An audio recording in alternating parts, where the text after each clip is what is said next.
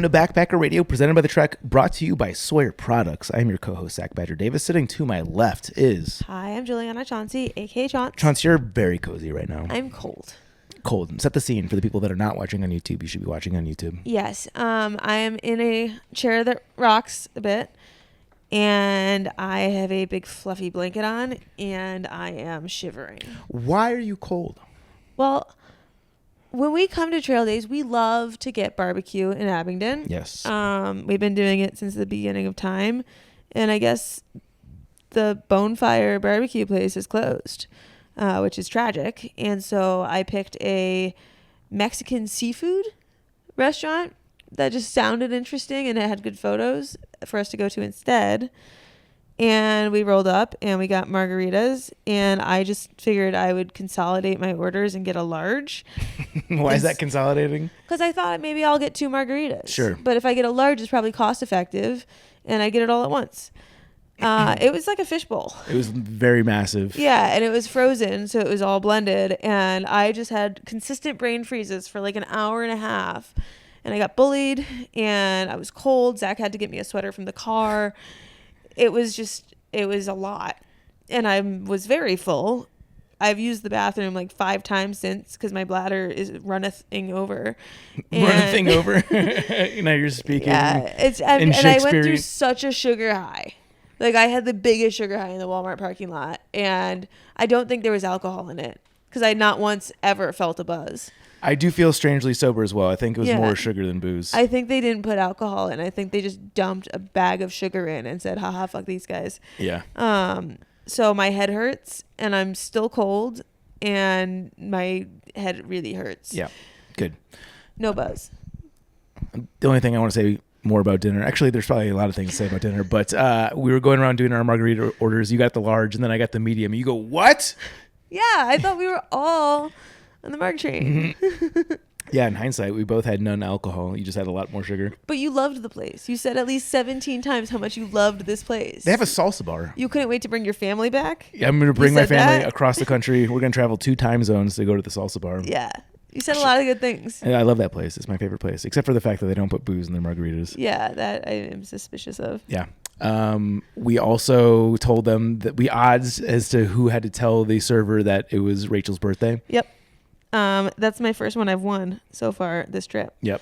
I've been really good at losing my odds. Rachel's trail name is Pepper. Yep. Because she's very sensitive to spicy foods, and the pepper reference is that even a lot of pepper is too spicy for her. And we found the spiciest salsa at the salsa bar, and she lost odds. She had to eat a full chip of the spiciest salsa. The birthday was not one I won. I actually lost that one. Yeah.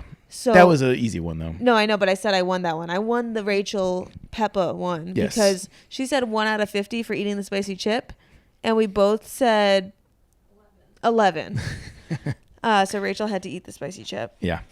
There'll be plenty more Chill Day stories throughout the segments here, but before we get to today's very energetic interview, a couple of reminders. One is if you guys enjoy the show, we're very appreciative of your support on Patreon.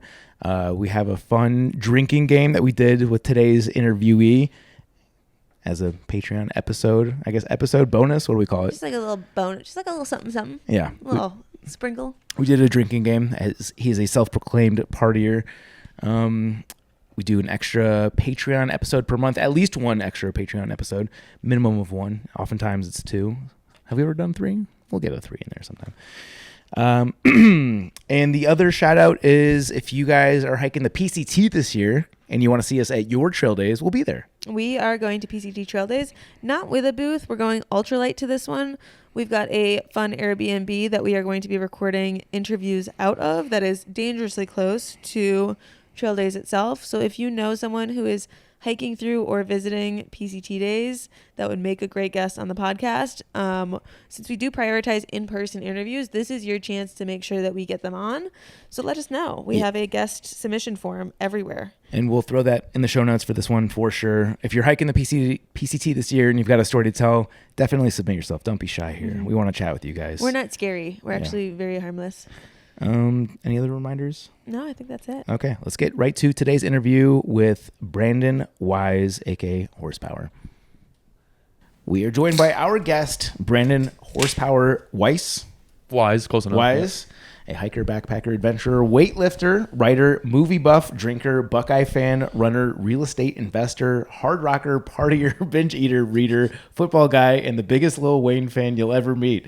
Hell yeah. Brandon went on his first backpacking trip in 2018, then did 3 section hikes in the AT before tackling the calendar year Triple Crown in 2021, as well as the AZT the same year. In 2022, Brandon hiked 4,500 miles across several trails, including the PNT, CT, Hayduke, Oregon Desert Trail, and more. Horsepower, thank you so much for joining us here on Backpacker Radio. Yeah, happy to be here. Thanks for having me. Let's get this origin story on the trail name. Yeah, so thankfully I did have a trail name before I went on my first thru-hike, because I would have never gotten one because I never saw anybody for the first 3,000 miles.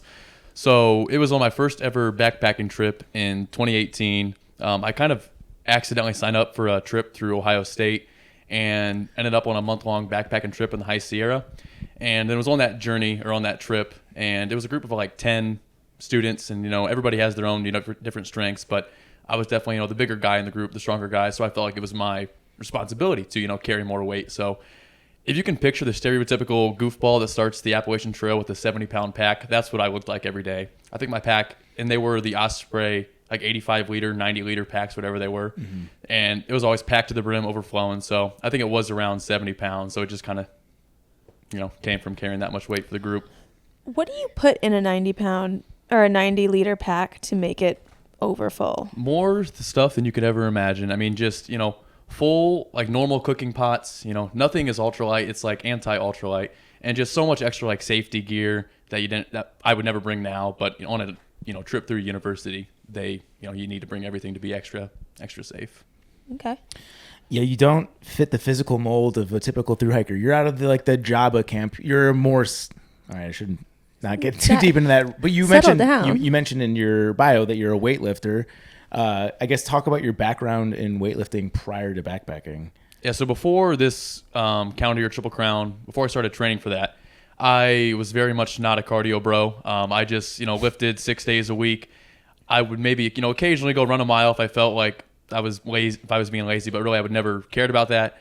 I ran a marathon my sophomore year at college, but that was basically just to say I did it, just to do it. I didn't care about running until I started training for this calendar year Triple Crown, and then I had to change up my whole mindset about just I don't need to get bigger. I just need to focus on actually endurance and building strength and muscles that matter. So then when I started training for this in like May of 2020, I cut back my weightlifting to only 4 or 5 days a week, and then it still sounds a little goofy. And then just started focusing a lot more on core and cardio. So then I would do core workouts every day, which as a normal weightlifter, I say I'm going to do that every day, but I never do because people, are like get lazy. Yeah. And then I started running, like anybody else, like, if you started tomorrow, like, okay, I want to get into running. Maybe you can do a mile, maybe you can do 3 at most. And that's how I started.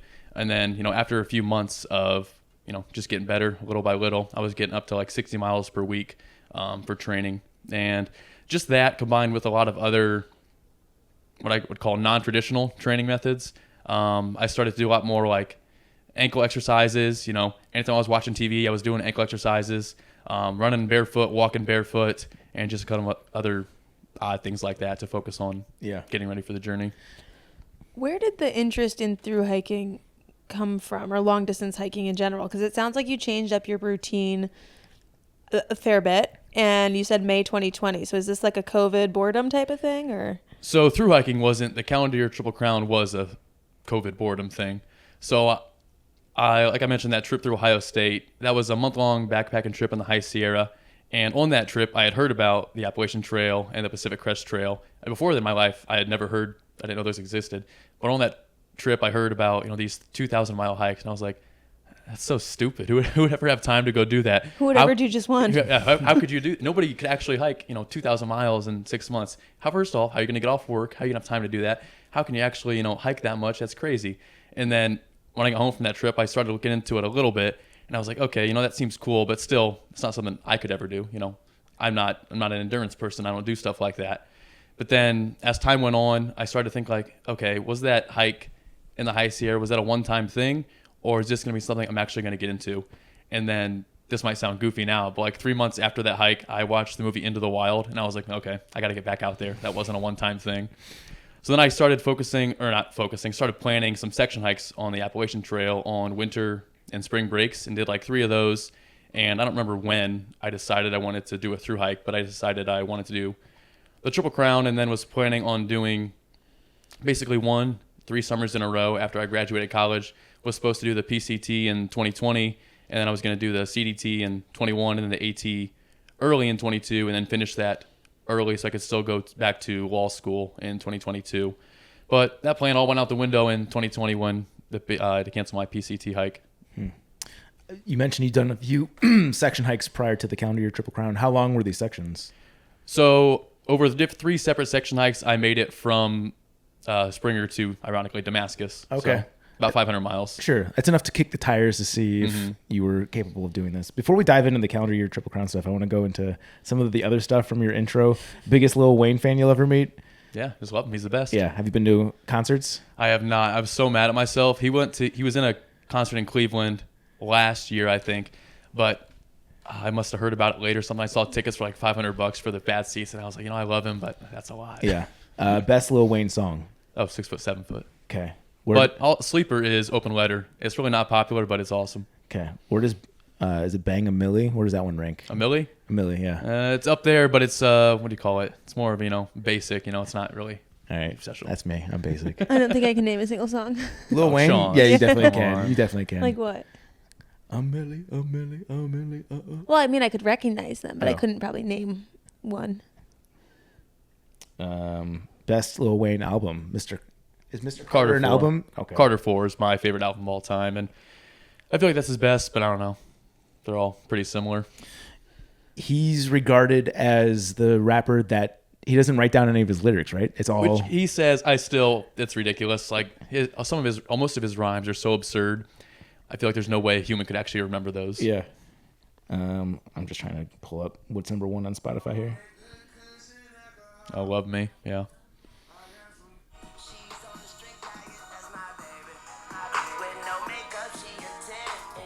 We'll get pulled if we play anymore. Yeah, no, not recollecting. Yeah. You also mentioned, so we'll interview a lot of people who are partiers and low key partiers. They wouldn't include that in their bio. Mm-hmm. You're the first one, and I love this. So walk me through. Are you still a partier? Is this from your college days? I'm getting old now. I'm getting washed up. How old are you? 26. 26. Yeah. Yeah, you're so old. Yeah, I'm curious to know how your partying lifestyle manifested in something like the calendar year triple, because it probably doesn't leave much room for No, I mean, stuff. that was definitely the least I've ever drank in my whole life, Yeah. which is probably a good thing. That's actually a debate I had with some friends back home when I was doing the hike. Like I'm pushing myself to the absolute max every day, hiking 30 miles a day. I'm dead tired, exhausted every day, but I'm not drinking, large amounts of alcohol twice a week. Is this actually extending or decreasing my lifespan? It's probably about to break even. Our past guest, Moose Juice, did a shoey, if you're familiar with those, out of my AT Ultras. Mm-hmm. And we just got off a 17-mile section of the AT in which it rained the whole time. Would you classify yourself enough of a partier where you would do a shoey out of one of those shoes? Does a bear shit in the woods? All right. We will see you after the episode for that shoey. Well, I would appreciate if you two would both join, obviously. Oh no, I won't do that. Yeah. Zach? I will only do it if Trance does it. I will shotgun a beer next to you, but that will make me But throw will you up. finish it? Yeah. Okay. I'll finish it. Takes a few tries, but she'll get there. Yeah, if you don't mind drinking mud out of my shoe, I don't mind finishing a beer. It's the least I could do. Speaking of, we talked about Professor before this interview. I did the Sheltowee Trace Trail with him and Constantine last year, and I did talk both of them into doing a shoe at the end of the 300-mile hike. So. I assume everybody out of their own shoes, right? Yeah, well, you're right. We should have switched it up. That would have been more fun. Yeah. That's a good way to Something tie that bond. intimate about drinking Yeah. juice out of someone else's shoe. Yeah. Ew. Okay, so let's dive into the calendar year Triple Crown. It is still pretty crazy. I mean, obviously, you're not right off the couch. You had done 500 miles of the AT, so you knew enough about thru hiking. But to go from not having a full thru hike to doing, I forget what's the distance on a 8,000 miles calendar It trip? actually comes out to like 74 or 7,600, depending on the CDT routes you take, and then I added the AZT, so it came out to over 8,000. But most of the time it'd be between 74 and 76, I think. Yeah. Did you start off wanting to do a calendar triple? Because why wouldn't you just be like, oh, I'll hike the AT or oh, I'll hike the PCT? Did it start off with just one and you were like, it started off with one, yeah. Wow, I'm going fast? No. Oh, you meant in 21? No. So originally it was supposed to be, one at a time, 2020, 2021, 2022. But then when I canceled the PCT in 2020, I still only wanted to take off 2 years before, going back to school or starting life, kind of that mindset. So I was like, okay, I still only want to fit it in that time frame. So I could do 2 of the hikes in 1 year, and then I could do the next one the year after. That would be the same time frame. And then that was my plan for like maybe an hour. And then I was like, well, if I'm already doing 2 of them in a year, what's another one? I feel like that's been done before. So then I looked it up, and I realized it had been done before. And then I made a deal with myself. I bought Legend's book, and I was like, all right, I'll read his book, and if it doesn't sound impossible, I'll give it a try. So I got it, read it, and I was like, you know what, that sounds hard, but definitely not impossible. What's the highest mile day you had done up until this point? 18, maybe. I love this. Have you always had a tendency to be the go big or go home type of guy? Like, has this manifested in other ways throughout your life? Definitely, yeah. I mean, it's definitely like when I have something I like, when I have something I want to do or I like, I go all in on it. And maybe that's not always healthy, but I feel like it does allow you to achieve great things in whatever you want to do. Do you have an example of a way, like a calendar year triple that has existed in other realms of your? Well, I mean, I guess another version of it right now is, I'm trying to think of a non-physical one, because the other types before are all like physical related. But like right now, for an example, earlier this year, I realized I want to get into real estate investing. I want to build a portfolio where basically, eventually I can retire early and not have to work anymore. And since I had that thought in my head, I'm pretty much reading about real estate 24/7 now, preparing, trying to, do as much as I possibly can. All my free time is put towards trying to get ready to invest in that. And like during tax season this year, to better set myself up to have down payment money, I got a side job and I was working like 75 or 80 hours a week. So yeah, on the side? No, not on the side. Oh. Sorry. Doing what? That was like tax preparing for anybody. Yeah. But yeah, like when I get something I want to do, I'll do whatever I can and sacrifice other parts of my life, like my social life in that example, to put myself in a situation to succeed at that. Mm-hmm. Do you oftentimes, I mean, it looks like from your resume you do, but do you oftentimes finish and follow through on these ideas, or do you find that you're someone who like gets really set on something and then burns out on it and then gets really set on something? I've never really had the latter happen. Okay. You just succeed at everything. No. It sounds like it. You're doing really good. I set, I don't like, okay, excluding the calendar year Triple Crown, which is a ridiculous goal. I'll set like, attainable goals. Like my goal for this year is basically to get my first rental. Well, so it's not like I'm going to go out and build $1 million in a year. Other than the calendar year Triple Crown, that's a bad example because it is a ridiculous goal. Well, all my other goals, I try to, start out slow and then ease into making them more difficult. What was your degree? I doubled in finance and history. Guess it makes sense for the tax prep stuff. Yeah. Okay, let's dive into the calendar year triple. So you mentioned that your highest mile day prior to doing this was 18 miles. How many days in until you had exceeded that? And I guess what was your start date? I started January 13th. Okay. And was actually hoping to start January 4th. My plan was pretty much, I want to have fun on New Year's Eve for the last time on the year probably, and then a couple days to recover, and then I'll start in Georgia on the 4th.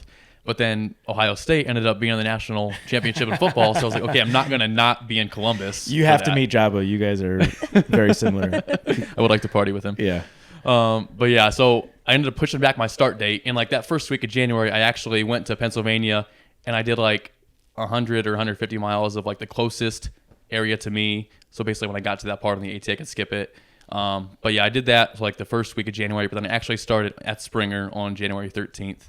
And I forget what the origin of this actual question was. Yeah, I asked you your start date. And then I also asked what was how many days in until you exceeded your longest hiking day? The first day. Yeah. But also that was a part of my training. Like I had specific goals in my training to like set myself up for success. Like a couple months out, my first easiest goal was back-to-back 20-mile days of running / hiking. And then it was like a 40-mile day and then like back-to-back 25-mile days and then like 4 20-mile days in a row, which is hard to do when you're working full-time, but I managed to make it work. Yeah, so what hours are you getting the exercise in?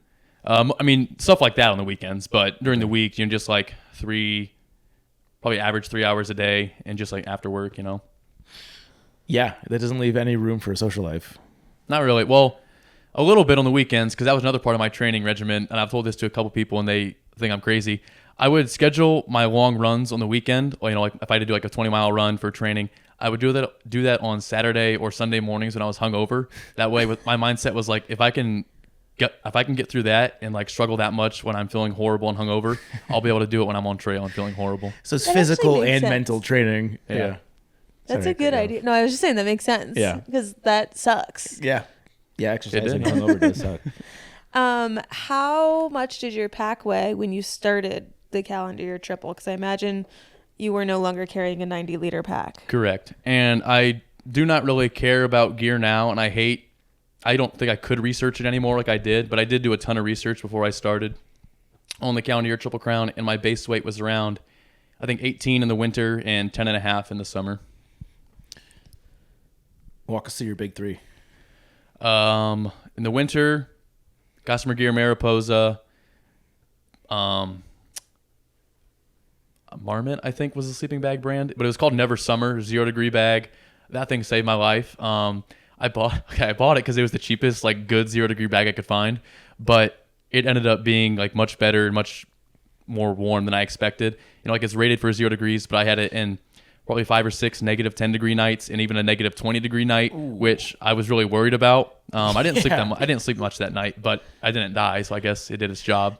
Are you doing like push-ups in the middle of the night to keep yourself warm? Well, that night was so weird because like I was exhausted, even though it was like a 15-mile day before, but I was post holing so much, I was so tired. But I got the camp set up, and of course, so this is another little side thing. I only slept in my tent on 2 nights on the Appalachian Trail, and of course, this is one of the 2 nights I wasn't in a shelter, and the wind was just ripping, and it was ridiculous. So I basically spent the whole night thinking like, okay, I want to fall asleep, but one of the main side effects of hypothermia that you can realize if you're alone is wanting to fall asleep. So if I feel that when I'm trying to fall asleep, how am I going to know if I'm getting hypothermia? So you're not letting yourself. I didn't. That's all I've thought about for 8 hours straight. I did some sit-ups and push-ups and stuff, but it was just a miserable night. Oh, that's terrifying. At what point do you decide, like, I might as well just keep hiking? I'm not accomplishing anything here. I don't know. I think I was just too like tired. Didn't want to. So starting out into this, have you worked out what your daily mileage has to be to finish in time? Yep. So I did like all that math beforehand, and my perfect plan was 24 miles a day on the Appalachian Trail, given that it's harder, it's steeper, and I was hiking it in winter, and then 30 miles a day on the Western trails, the CDT and PCT. And when I finished, it ended up being like on the Appalachian Trail, I averaged 23.9, and on the other 2, I averaged like 30.01. So it was like exactly what I planned on earlier in the year. And I imagine that's not coincidence. Like, that's because you set the goal for those trails that you were able to. It probably is. And like, you never know where you're going to end a day when you start it, but I'd always be like, okay, 24 miles, hit my goal. Yeah. If I didn't, I was like, it's not like the day was a failure, but I was like, okay, well, I got to do better tomorrow. Yeah. So it probably always deepened itself out. So if you're in deep snow in the AT, you're doing this in January, very little daylight, lots of snow. Walk me through what a 24-mile day looks like, because that's got to be very difficult. It totally depended on the section and the snowfall. Like in the deep south, it wasn't so bad. But once I got up to farther north, like, so I would say I was hiking on snow probably 75% of the trail, but most of the time, it would be like ankle deep, so it wasn't so bad. But when it wasn't, that's when it really slows you down. And it's hard to even say what it was like most of the time because it was always so different. But I'd say in general, it's just like probably exerting, 20 to 25% more energy than hiking, on a normal non-snow covered trail. At any point during this beginning part of the AT, when you're post-holing and it's negative 20 and all these things are happening, are you thinking this may not have been the best idea? So I'd say I had that thought on the first day and then not again until the Arizona Trail in November. Really? Not once? Mm-mm. So I didn't think about quitting for the first time until I was in Oregon. One of my friends randomly texted me like, hey, have you ever thought about quitting? I was like, well, no, I didn't, but thanks. But I should consider that. But realistically, I never even thought about that until I got to the Arizona Trail and stuff started to go wrong. Before that, it was always just like, okay, no matter what happens, no matter how bad things are, I just got to keep going. Just got to get to the next town. Just got to get my next pizza and Dr. Pepper, and then things will be okay. And I'll just, go to the next town, go to the next town, go to the next town. Can you imagine having a friend that's doing something so big as this, and they're so close to the end, and you just send them a text saying, "Have you ever thought about quitting?" Yeah, hey, just quit. Why don't you just quit? It's so much easier. Did they send that as a joke, or was that a serious question? I think it was serious, but they're not a hiker, so they probably didn't realize what they were asking. So how many people did the calendar year, the year that you did it? Was it 4? 3. So me and 2 other people, Buzz and Woody. Well, actually, I think one other guy started it, but he broke his ankle on the 3rd day, so he had some bad luck. But I think in 21, it was only us 3 that I know of, at least. Okay. Were Buzz and Woody hiking together, or is that just a coincidence? They were, yes. Okay. That would have been wild. Are you in a text thread with them? Are you getting intel or sharing any sort of beta? We texted a little bit, but we were on such different schedules. We both started the AT first, then hopped around, but we hopped around different places, so we were never really in the same place until we actually crossed paths going opposite directions in the winds on the CDT, which was pretty cool. But yeah, they hopped around a lot more than I did. For me, it was always I want to get somewhere and then go as long as I can until I can't go anymore, and then I'll move if I have to, which did happen when I got to Vermont in mid-March and Colorado in late April or mid-April. So, but they hopped around a lot more, trying to go for the best possible spots. And they finished a couple of days before me. Did you factor in 0 days, or are you just going hard every day? I didn't factor them into my planning at all, but I think I ended up taking 2 on each trail. Wow. Is that due to the travel, or just your body's so breaking down that you just needed a little bit of rest? Not including travel. Okay. Travel has a couple between each trail too. Yeah. That was just either dead tired, or on the PCT specifically, incredibly painful foot fungus, or things like that, fun stuff. Yeah. As a self-proclaimed partier, are you interacting with or intersecting the bubble at any point and getting pulled towards those town vortexes? The only time I was around the bubble was the first 700 miles on the PCT. I was not the rest of the year. On the AT, I saw 3 thru-hikers in the first 1,700 miles, and that was because they were the goofballs that every year people start on January 1st. I don't know why. I don't know why you'd want to do that. But I saw them for 5 minutes, then never saw them again. And then I saw 2 people on the CDT, the southern CDT, in the first 800 miles. And then when I got to the PCT, I was so excited to see other people. I was excited, for that culture, actually other hikers being around. And I really enjoyed it. It was much more enjoyable than, being by myself all the time. And I wouldn't say I got drawn into the town vortexes, but I definitely got lax with, keeping myself strict on hiking until I go to bed. I would, if I saw a camp of, 30 people, I'd be like, okay, this looks fun. I'll stop here for the next 2 hours, then I'll go to bed. Whereas when I'm by myself, I'd always basically hike, set up my tent, eat, go to bed, hike, set up my tent, eat, go to bed. And it's just like that, regimented. Yeah. What was the longest duration that you were with a single group in any of the trails? Group? Well, or even one other person. One other person actually turned out to be a while. So as far as groups, nope, not maybe more than a day. But come around Bernie, California, I got to camp one night with these 2 other tents, and the mosquitoes were bad. So basically said hi, then I ran into my tent. And then I had a big problem during the year with sleeping in, which in hindsight, it's obviously my own fault, because I was like, why can I not get up on time? And because I pushed so hard and go to bed so late the night before, obviously I'm not going to get up after 5 hours of sleep. Yeah. But I always had a problem with sleeping in during the year. And then this one morning, I got on my tent. I was like, this other tent is still here. That's crazy. Everybody else is always out of camp really early. This guy must be lazy too. So I went over, talked for a little bit. It's like, hey, how you doing? He asked me how many miles I'm doing a day, and I said 30. And I'm expecting him to be like, wow, that's a lot. I can't keep up with you, like most people would say. And he was like, okay, cool. These people I'm hiking with are getting off trail in a couple days, and I'm looking to hike with somebody, so I'll see if I can keep up. And I was like, okay, cool. That sounds fun. In my head, I was like, okay, I've heard this one before. Yeah. And we ended up hiking the rest of the trail together, and now he's one of my best friends. Wow. So, wow. Shout out Hammer. Great Hammer? guy. Yeah. What's the trail name story there? He found some sticker of a tool. It said Hammer, and he just wore it for a couple 100 miles or something. Yeah. Yeah. Give me. Sorry to interrupt you, but near the end of the PCT, we did pick up another guy for the last like 50 or 100-ish, maybe 150 miles. I don't know. But our group of 3 was Horsepower, myself, Hammer, and Terminator. It was like the most badass sounding group name of all time. Okay, walk me through. Let's start with the AT. What's your highest moment and your lowest moment from that section of the calendar year? Well, there's a lot of lows on the AT. I had a rough time in winter. I mean, getting frostbite is probably the lowest. Where'd you get it? North Carolina. Yeah. Where on your body? Oh, my fingers. Okay. So was that the negative 20 degree day? Actually, it was only negative 10. Yeah. Only. Nice. But it's a kind of a long story. But the short version is I left camp before the sun was out, and I didn't realize I didn't have cell service. I didn't know how actually cold it was. It felt unusually cold, but I was like, whatever, I'll deal with it. And at this time, I did not yet have like my heavy duty winter mittens, which I bought before this, but they had not been delivered yet. So I still had like some not great gloves I was dealing with, and basically got like a half mile away from my tent, and then my hands started to hurt so bad I felt like they were going to explode, and I started to get nauseous. I had to throw up so bad. I got dizzy. I couldn't see anything, and yeah, it was just really bad. Then I ran back to the shelter and basically rolled around in a ball, yelling and in pain till I passed out. You passed out.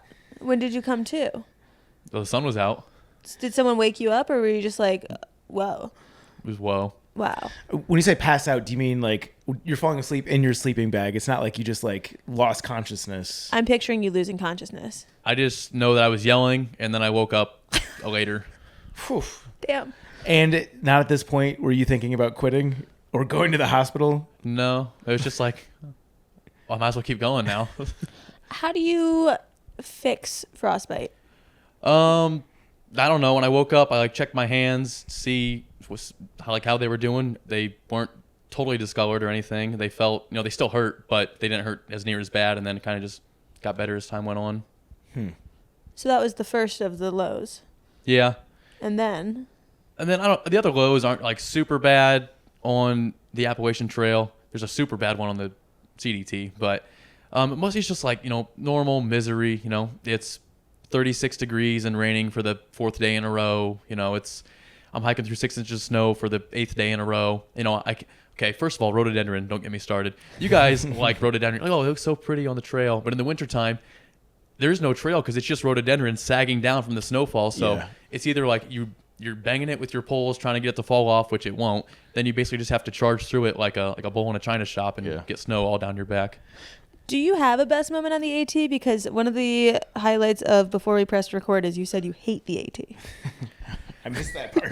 You missed that? I want to say I hate the full AT. I just said I'm just maybe the biggest AT hater you'll ever meet. And I say that with... Sounds pretty similar. with an asterisk because I did it in winter, and you shouldn't do it in winter. So that's my own fault. But I mean, highs in the fall. All the misery was in the first 1,700 miles in winter. When I came back in the fall to do the last 550 miles, it was awesome. I mean, well, for the most part, it was like peak fall colors. It was so pretty, and it was like so beautiful. Maine was awesome. New Hampshire, I still don't really like. I don't get why people like it. It's way too difficult it's just way too hard. Coming from the guy who just did the calendar year Triple Crown, like that's too hard. It is too hard. I draw the line. And I don't know, people, when in the fall, I actually saw other people out on the trail and, interacted with more trail angels and stuff. So people were just so kind. But in the winter, it was just me, and it was just pretty boring most of the time. I was going to say one more thing about the AT. Oh, yeah. The only negative when I came back in the fall was I was kind of racing against winter before it came back. And, I hear about Franconia Ridge this, Franconia Ridge that. It's the best part of the trail, so pretty. And I was just getting pelted by an ice storm with like 10-foot visibility, crawling on my hands and knees because ice was covering all the rocks, and it was pretty miserable. So that was my Franconia Ridge experience. I do feel like there's an asterisk when people say Franconia Ridge is great because you have to be able to see it. Mm-hmm. Otherwise, there's nothing to make it great. Mm-hmm. Would you consider hiking the AT again in like a more traditional northbound fashion? If I was going to do it, party, have fun in every town and like have a normal trail experience, absolutely. Yeah. Well, asterisk. I mean, I would, but at the same time, like, why would I not go do the PCT or CDT or something else? Sure. So I'm sure I would enjoy more. Yeah. Okay. You mentioned that your other lowest low was on the CDT. Let's jump into that. You don't want to do PCT first? Oh, he already dropped that hit. Okay. We can go out of order here. Yeah. Well, so this actually was before the PCT. So I did the 1,700 miles on the AT up to Vermont by mid-March, and then I went to New Mexico, did the first 800 miles, and then made it into Colorado by like mid-April. And then I went into the PCT. But the low on this CDT section was, I heard you guys mention Gossamer gear before. Love Gossamer gear. They're awesome. I love their tent, the one. That's pretty much all I'll ever use. However, it does help to have trekking poles to set that up. So when I flew to New Mexico to start the CDT, I needed new trekking poles. So I bought, the cheapest pair on Amazon, like most hikers would. And they were supposed to be delivered like near my start point by the time I started. And then there was a delay. They weren't there in time. So I checked the weather. It's like, okay, 1% chance of rain for the next 10 days. It's the desert. I'll be fine. It doesn't rain in the desert. And then my second day on the trail, around like 5 o'clock, I start to see some clouds roll in. I was like, I don't like the look of that. So I got out all my rain gear. I put on my raincoat, rain fly. Kept hiking for the next 4 hours. Didn't rain. I was like, okay, well, that was all, extra caution I didn't need. And then I set up my cowboy camp, get everything laid out, just crawl in my sleeping bag, put my head on my pillow, and then it starts raining.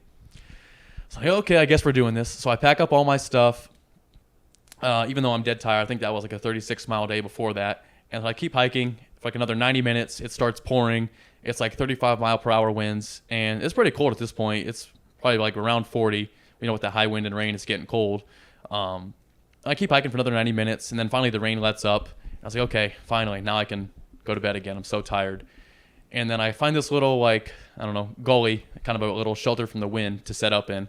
So again, I set up my cowboy camp, lay everything out, lay under my sleeping bag, put my head down. Within 5 minutes, it starts to rain again. I was like, okay, you know what? I'm not doing this. I'm too tired. I'm just going to lay here and deal with it. It's the desert. It can't rain that long. Then it rained for 6 hours straight. Ooh. And it was like 35 degrees. And yeah, I maybe slept like 15 minutes. And I don't know, in hindsight, it's like, why didn't I just get up and hike? But I was just so tired at the time. That didn't seem like a real option. So you mentioned, is that a lower low than going through your frostbite experience? I think that was the lowest low of the year just because of the longevity of how, and like the misery just for such a long time. Yeah, 6 hours is a long time to deal with just feeling like every single raindrop hit my body, slowly cascade down my arm, bringing the chill with it was worse. Are you doing anything to stay warm in that instance? Because isn't that where most people get hypothermia? Is like that exact scenario? Yeah, exactly. No, but it turned out okay, I guess. You said you did a bunch of research on gear before this trip, and you just said you loved the one, and this episode is sponsored by Gossamer Gear and Sawyer, amongst others. What would you say drew you to the one when you were researching all the different types of tents you could get? I just mainly love the simplicity of it. First of all, I would feel like I would always use a trekking pole tent unless I absolutely need a second wall. Maybe if I was hiking the AT in the summertime, I would use like a big Agnes or something with 2 walls. But I love a single wall shelter and would always use a trekking pole tent. And that just love the simplicity of the one design and the weight and price point. I feel like it can't be beat. Yeah. Okay, so 1,700 miles on the AT northbound. Then you did 800 miles on the CDT northbound. How far into Colorado does that get Monarch you? Pass. Okay. Yeah, so you made it a decent way. Were you trudging through a lot of snow? I forget. When I got to basically Chama, New Mexico, I went off the trail because the trail would have been ridiculous by that point. It would have been like 8 feet of snow. I was going to say that's like the San Juans that you would have been going through. Exactly, yeah. And there was like I think 10 feet of snow still. I called some like some of the shops up in the San Juans. It was like, hey, what's the condition? Like, you are not going through here right now. Yeah. It's like, okay. Yeah. Did you know that's where you were going to get off, or you made the decision then? When I heard that from them, I kind of figured that before I even called them. But I knew then that I was going to get off soon. But my PCT permit didn't start for like another week. So then I made my own road walk alternate and basically walked highway, I think 285 for like 150 miles up to Monarch Pass. Yeah. 285 doesn't have that good of a shoulder, does it? Maybe it does. For the most part, it did. Okay. Yeah. Yeah, because that's a major highway. If you're going to go west, it's basically either I-70 or 285 goes more like southwest. But yeah, it seems like a fun hike. Okay, so Monarch Pass, jumped down to the PCT, took a week to do the road walk. And what was your start date on the PCT? April 26th. April 26th. So yeah, that's like right in the middle of hiking season. Yep, it was like perfect. Yeah. Is it tough to constantly be hiking past groups? Because as you mentioned, you're a social guy. Like I imagine if you vibe with somebody and they're doing probably 15-ish mile days to start out, like is that tough to just keep going? It was tough, but I knew that going into it. And like I didn't expect, I'm not going to slow down for someone else. I'm not expecting someone else to do 30s out of the gate to keep up with me. Yeah. So if I was talking to somebody while I was walking, I knew that would be short.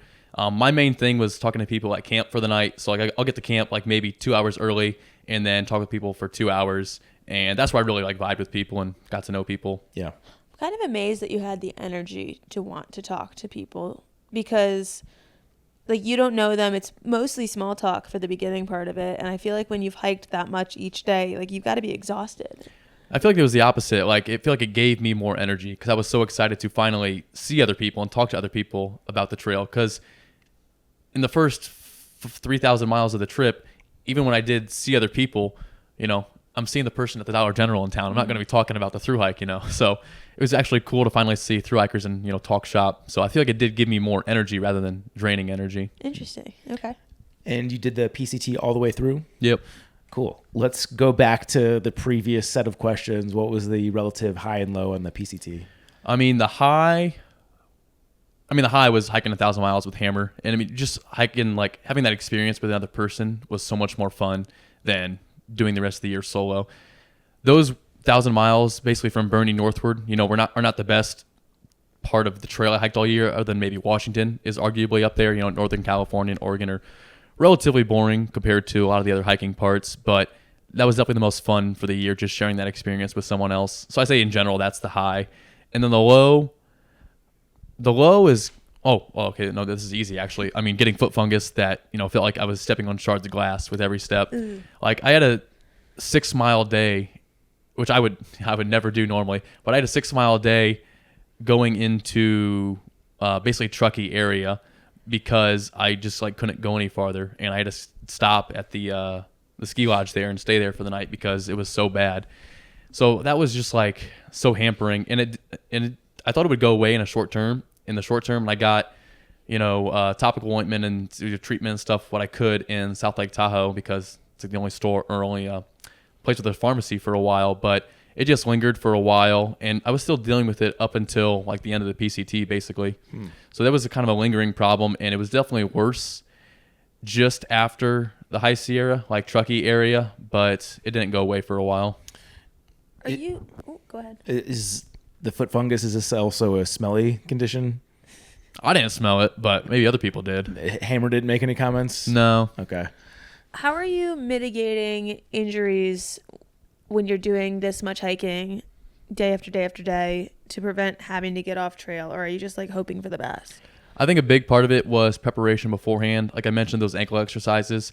There was a ton of times throughout the year where I'd be hiking, I'll roll my ankle and it won't even hurt, and I just kind of laugh to myself like, got it, Are you just putting like ankle weights on your ankles and like, going like that? Like what is an ankle exercise? Stuff like that. Getting bands, just doing like basically old person PT stuff. Just doing that all the time when you're watching TV, when you're sitting, anything like that. Just easy stuff like that, but more about repetition than actual more exercises. Where did you pick up this protocol? My head. I don't know. Just winged it? Yeah. It worked. Did you look up common injuries and then try to backtrack from there and say, okay, plantar fasciitis, I'm going to do this to prep for that. Achilles tendonitis, I'm going to do this to prep for that. It wasn't so much even as countering common injuries so much as I wanted to get used to, other than building my joint strength, I wanted to get my body used to covering miles. I didn't care whether that was running, walking, or hiking. That's why I built up my running, got my body to running 60 miles a week. Because I knew, like, even if, that's not the same as hiking, it's getting my body used to covering, 20 miles in a day and then having to deal with it the next day. I'm realizing there's so many fun stories here, which I'm not sure if these are tied to the calendar year triple or not. Should we just rapid fire some?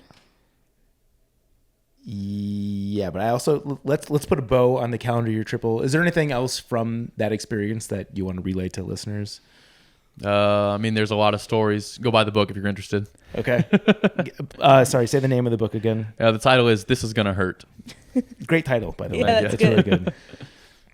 Obviously, that'll be in the show notes. Yeah, I'm going to put a pin in 2022 for a minute. I do want to talk about your escapades from 2023 because you did the Sheltowee Trace Trail with a former guest professor. And I think maybe the headline event there is an injury that you sustained. Or is this after the hike? So I realized it afterwards, but I dealt with it during it. And it really started before that. Even after I got home from my hikes in 2022, I ended that year with the Hayduke and then got home that winter and was kind of ready to, go back into more of a normal lifestyle, get a job, and then, to still get my, craziness kick, I was going to get in ultra running. So I started training a lot for that while getting back into, normal weight training and stuff like that. And that January, I started to notice some back pain. And it wasn't the first time I felt it in my life. So I was like, okay, you know what? It'll go away in a few weeks or a month, whatever. And then it just kind of lingered around. And then I went on the hike on the Sheltowee Trace Trail with Professor and Constantine across Kentucky, which great trail, highly recommend. But on that trip, it just got worse and worse. And about halfway through the trip, it got to be unbearable where like I couldn't fall asleep at night. I was getting pain shooting down my leg. My back was spasming all day. And like every single step hurt. And I knew something was wrong. So I did have another plan after that to go hike the Allegheny Trail, but I ended up canceling that, going back home, getting an MRI, and got the MRI, came back not, it didn't really tell me much. Told me I had a couple bulging discs, but they weren't severe by any means, and they weren't in the right spot to explain where my pain was. So another thing with that is the more I learn about backs, the more as I learn nobody knows what they're talking about. So you could take a room of 100 people and give them all an MRI, and over half of them will come back with bulging discs or some sort of a problem, but it's not causing them pain. So that's not even a real good indicator of pain for a lot of people. But after that MRI, I saw a couple other specialists, and they pointed out that I might have some early degenerative disc disease, which is a very scary word, has a very negative connotation, but really it just means aging, and maybe just at a younger age than what it should be for, someone my age. But yeah, got some bad news from that.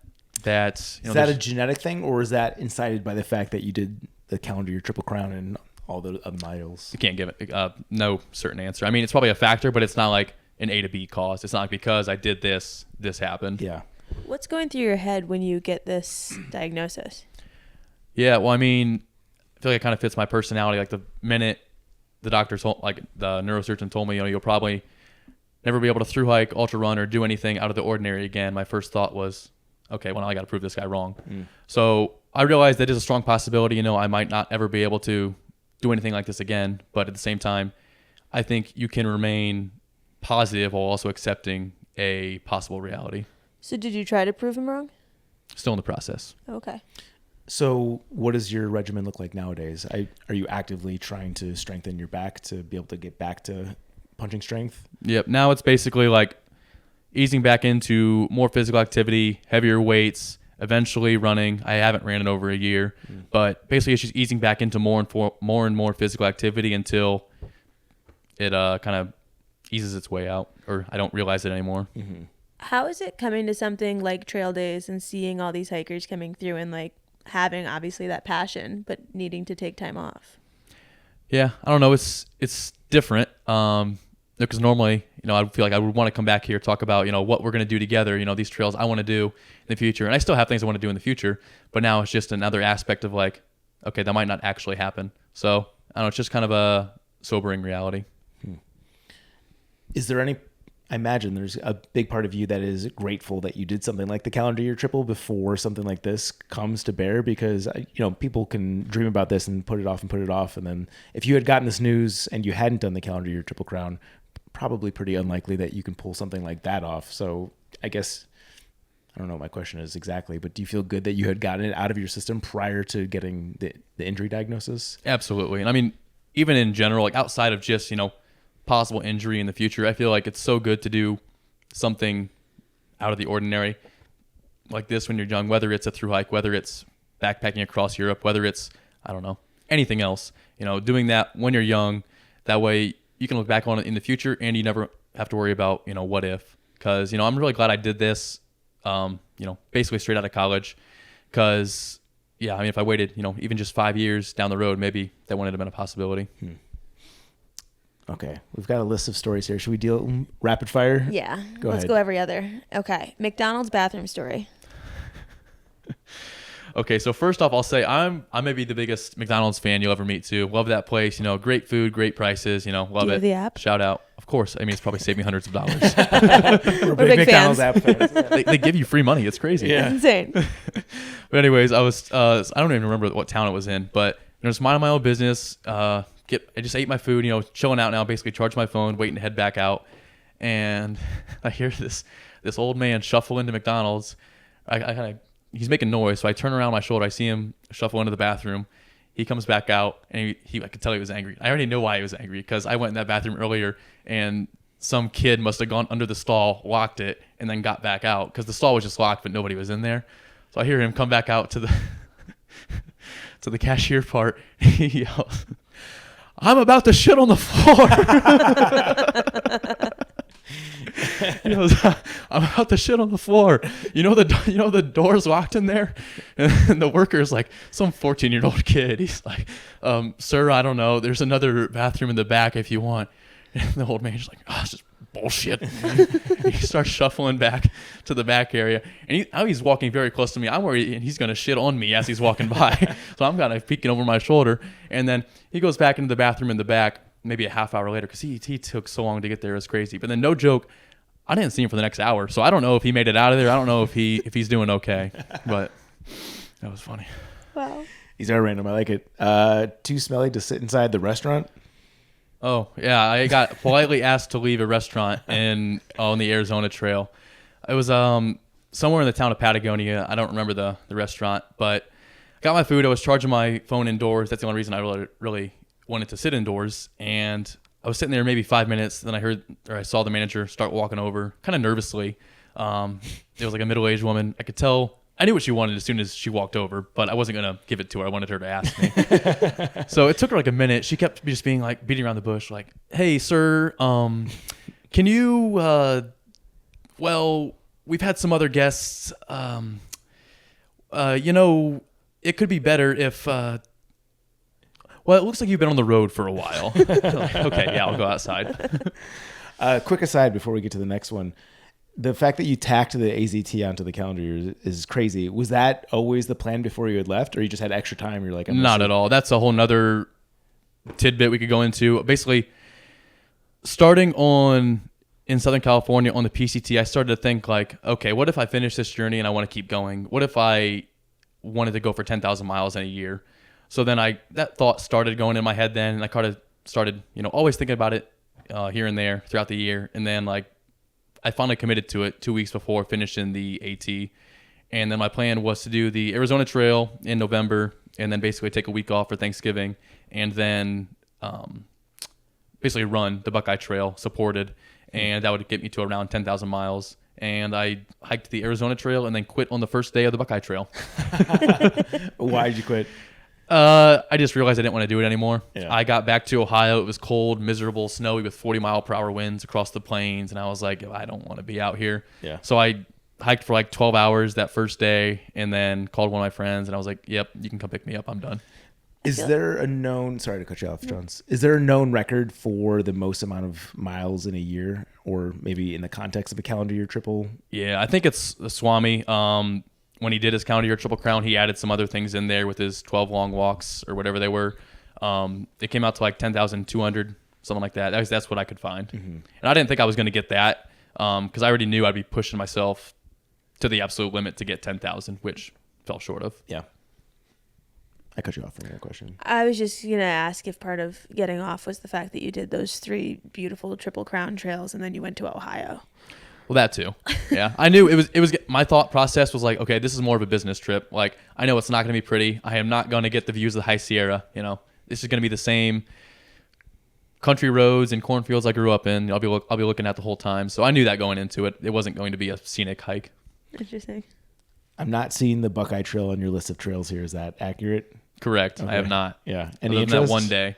I mean, I feel like since I'm from Ohio, I should do it. And I did want to do it and try to FKT it. That was the goal when I was doing that, but didn't happen. And I don't know. I don't see it happening in the near future. Yeah. Okay.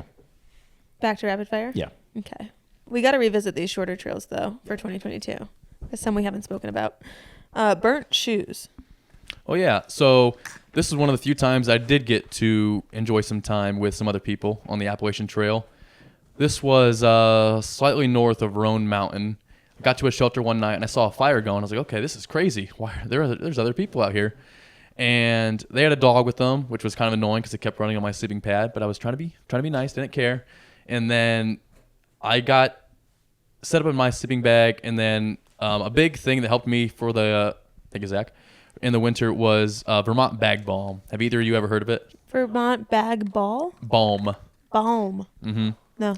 It's like lotion made for cow udders in the Northeast, but it's really good for preserving your feet in winter. I think it would also help in summertime, but especially in winter with keeping them healthy and help a little bit water resistant. But I put that on my feet, so I couldn't really get up. I wasn't mobile. So I was like, hey, can one of you go set my shoes by the fire so they can go dry out? And, because I'm hiking in wet shoes every day. I finally wanted one day of dry shoes. They're like, oh, yeah, we'd be happy to. So one of them did that, and then, I don't know, we were bullshitting, not paying attention. And then I look over, 5 minutes later, my shoes are on fire. So then one of them, I was like, hey, guys, can one of you go grab my shoes out of the fire, please? And then one of them did. And I looked at them. The damage wasn't like I couldn't hike the next day, but like this chunk of one of the shoes was gone. Oh, that's an important part. Yeah. And it also snowed like 4 inches that night.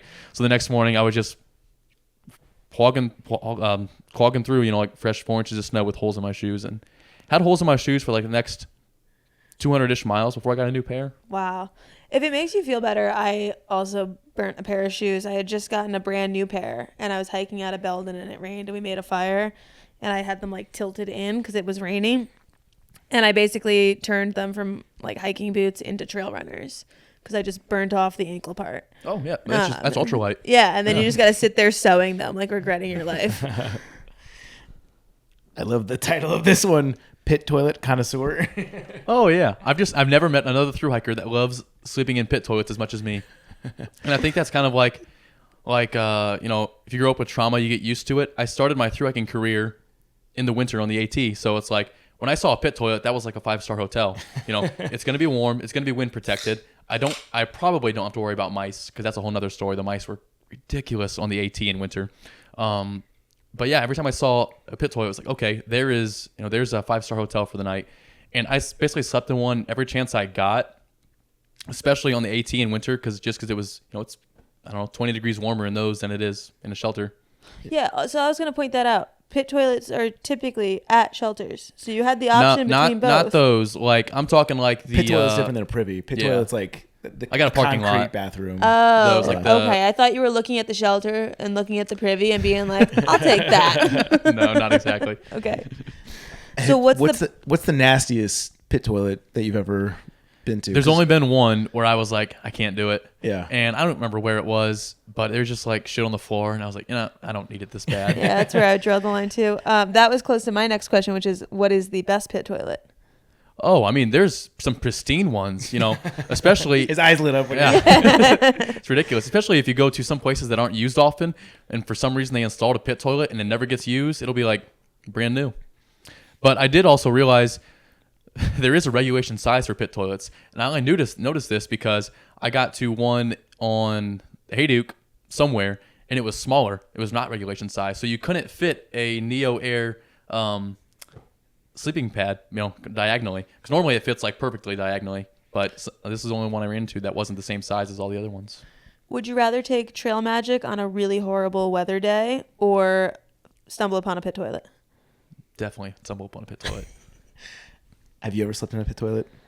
I don't think so. That's not something you forget, especially if it's one.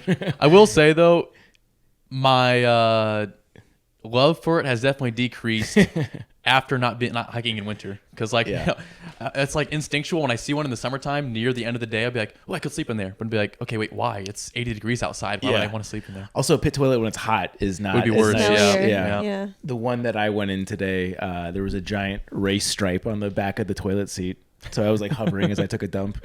It was not nice. Savage mice and rats. Yeah, that's just more of a general principle that, you know, you guys hiked the AT in the normal season. I'm sure the mice were annoying, but in the winter, they are crazy. They're all crackheads. They're all starving. They will eat anything. They don't care. They'll eat your food. They'll eat, which is normal. They'll eat your sleeping bag. They'll eat your socks. They'll eat your foot. They don't care. They will eat anything. Also ran into a couple rats. One in a Connecticut shelter. And it just all the night I just heard that thing gnawing into the wood all night. I don't know why it was eating the wood. And then I actually kind of brutally murdered a rat in Oregon. Sounds like an accident, but also not. Not accident. I was just annoyed. So I was cowboy camping, and then, you know, I just want to rest. I'm so tired. It was like a 35-mile day, and then I hear rustling near my camp. I was like, okay, what's this? Got to deal with it now. I turn on my headlamp. It's a rat. And I was like, okay, brush it away. And it comes back like 3 more times after I brushed it away, and I just wanted to go to bed. So then I woke up next time. It was gnawing on one of my Cliff Bars. So then I took my shoe and I bashed it to go away, but it didn't go away. I just had to keep hitting it like 13 times until it finally stopped. And then I think it might have called in reinforcements with its dying breath, because I called like 15 minutes later, 3 more rats came in. I was like, okay, I guess I'll leave now. That's a true Lenny moment right there. Yeah. I guess there was intent, but yeah, damn. I can't imagine coming into a shelter and just seeing like a smashed rat against the wall. That was just in the middle of the woods. Oh, okay. Yeah. Possibly. Kind of maybe saved a guy's life. Yeah, I don't know if I want to overblow that one, but I was on the CDT somewhere in the San Juans. Came across this guy and was basically ready to just say hi, because he was sitting down alongside the trail at a creek. And we were just going to say hi and keep going. But I said hi, and he didn't really say anything back, so I thought that was strange. So I stopped to get water and kind of see what was going on. I was like, hey, how's it going? And again, he didn't really say anything. So then I started questioning him more, like, hey, are you okay? What's going on? And then I just heard him. He was like, he could hardly talk, but he said like SOS. So I finally got out of him that he had just hit the SOS button on his Garmin and was waiting for a helicopter to show up because he was having trouble breathing. So when I got there, he was in like a full-blown panic attack. He was like, I don't know, like fidgeting, just freaking out in general because he was having trouble breathing. So then I sat down. I basically offered the best medical advice I could. I just said, it'll be all right. And then kind of just sat there for the next 20 minutes talking to him. And the helicopter, by the time the helicopter got there, he was totally fine. I would have been pissed off if I was him, because you had to pay $10,000 for a helicopter. But yeah, he ended up being all perfectly fine by the time the helicopter showed up. So what happened in the 20-minute time span where he could barely talk to being totally okay? I think it was just somebody else being there, just knowing that he wasn't alone. Yeah. Because like he was having a panic attack, and then I don't know, just calmed down more and more by the minute. Yeah. I'm going to jump out of order with some of these rapid fires because some of them are just really catching my eye. Held at non-threatening knife point in car. Yeah. So, you know, people always question, like, have you ever had any bad hitchhiking stories? No, to me, but telling this story to another person, it might sound bad. But, you know, you lower your standards when conditions are bad, and you'll deal with what you have to deal with. So this was somewhere in Montana or Wyoming. It was pouring rain. Waiting for like over a half hour for a hitch. So this Jeep finally pulls up, and I like put my foot on the rail to step in. Then I look over, and I see the guy, like it's an older guy that like has a knife, like he's just holding it right here. And it's hard to explain now, but I could tell like it wasn't in a threatening manner. It was like in a manner if I'm a weirdo. Yeah. So like, I got in, said like, I don't know, 3 sentences, then he put it away and it was fine. But it's just hard to explain that. I could tell it was non-threatening manner. It was just like in case, you know, in his defense. Yeah. Yeah. He was being defensive about it. Yeah. I guess if we're drafting stories now, I'm taking the next one. Yeah, I knew you would want this one. Accidentally drinking deet. We've been talking we about were this laughing about this days. one yesterday. I wonder if it's the same story. So I didn't realize that mosquito head nets are coated in DEET. So when I was wearing mine for like, I don't know, 1,000 miles, I would just drink through it. So yeah, that's that story. Did you feel anything weird? No. Okay. Did it taste different? No. Interesting. I didn't know mosquito head nets were coated in DEET. Yeah, I would think permethrin, if anything. But That's what I was told. Maybe it's not true. Yeah. I don't know. Accidentally holding a lovely couple hostage for over 2 hours in New Hampshire. Oh yeah. So this was. Oh yeah. So I don't even remember. Maybe around Grafton Notch, somewhere around there. I needed a hitch to town, and there was a little AMC store there, I think. And I was like, okay, maybe I'll be able to resupply from here. I was planning on that, but went inside there, and basically they had like 2 candy bars. I was like, okay, I cannot resupply here. I need to go into town. And while I was in there, I was kind of chatting up this older couple. You know, hey, how you doing? Where you from? That. And then I realized I wasn't going to be able to resupply, so I sprinted out to the parking lot, chased them down to their car. I was like, hey, by the way, can you bring me to town? Oh, sure, we're happy to. Where's the nearest town? I was like, oh, I think it's like 20 minutes that way.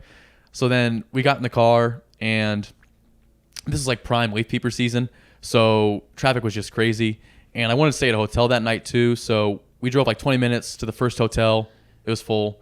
Next hotel, full. Next hotel, full. And I was like, this is strange. Why are all these full? And I didn't realize it was because so many people go there for the leaves changing colors. So then I pulled out my phone, and like the nearest there's like 2 hotel openings within an hour radius, and they're like $500 a night. So like we were already more than an hour direction farther away from the trail, and I had to ask these people like, can you bring me back to the trail? And I was like, felt so bad, but they were like, oh, we'd be happy to. This is an adventure for us. And I was like, okay, you're way too kind for your own good. Yeah. The sweethearts you'll meet in the context of backpacking. Damn, so many good options here. Let's go with how you heard the song Roxanne over 200 times in a night. It sounds like a John Mulaney joke. Yeah. So this was on the aqueduct. A lot of weird stuff happens there. I started hiking that by myself, but then caught up to another group, all hiking it together, I don't know, maybe 10 people, and started talking with them for a while, and then wanted to keep hiking with them because they were funny, they were interesting. But as time went on, they started to get a little more and more goofy and making less and less sense until they became oddly obsessed with the song Roxanne, and then played it nonstop for like 6 hours straight. And eventually I had to take a little break, go away from them, and I tried to pass out on the side of the trail, but then woke up like 5 minutes later to a bunch of creepy crawlies on me. So I kept hiking and then caught up to them again and had to deal with that again. But I found out the next morning that they were all on acid, so it made a lot more sense. Yeah, things are checking out. Yeah.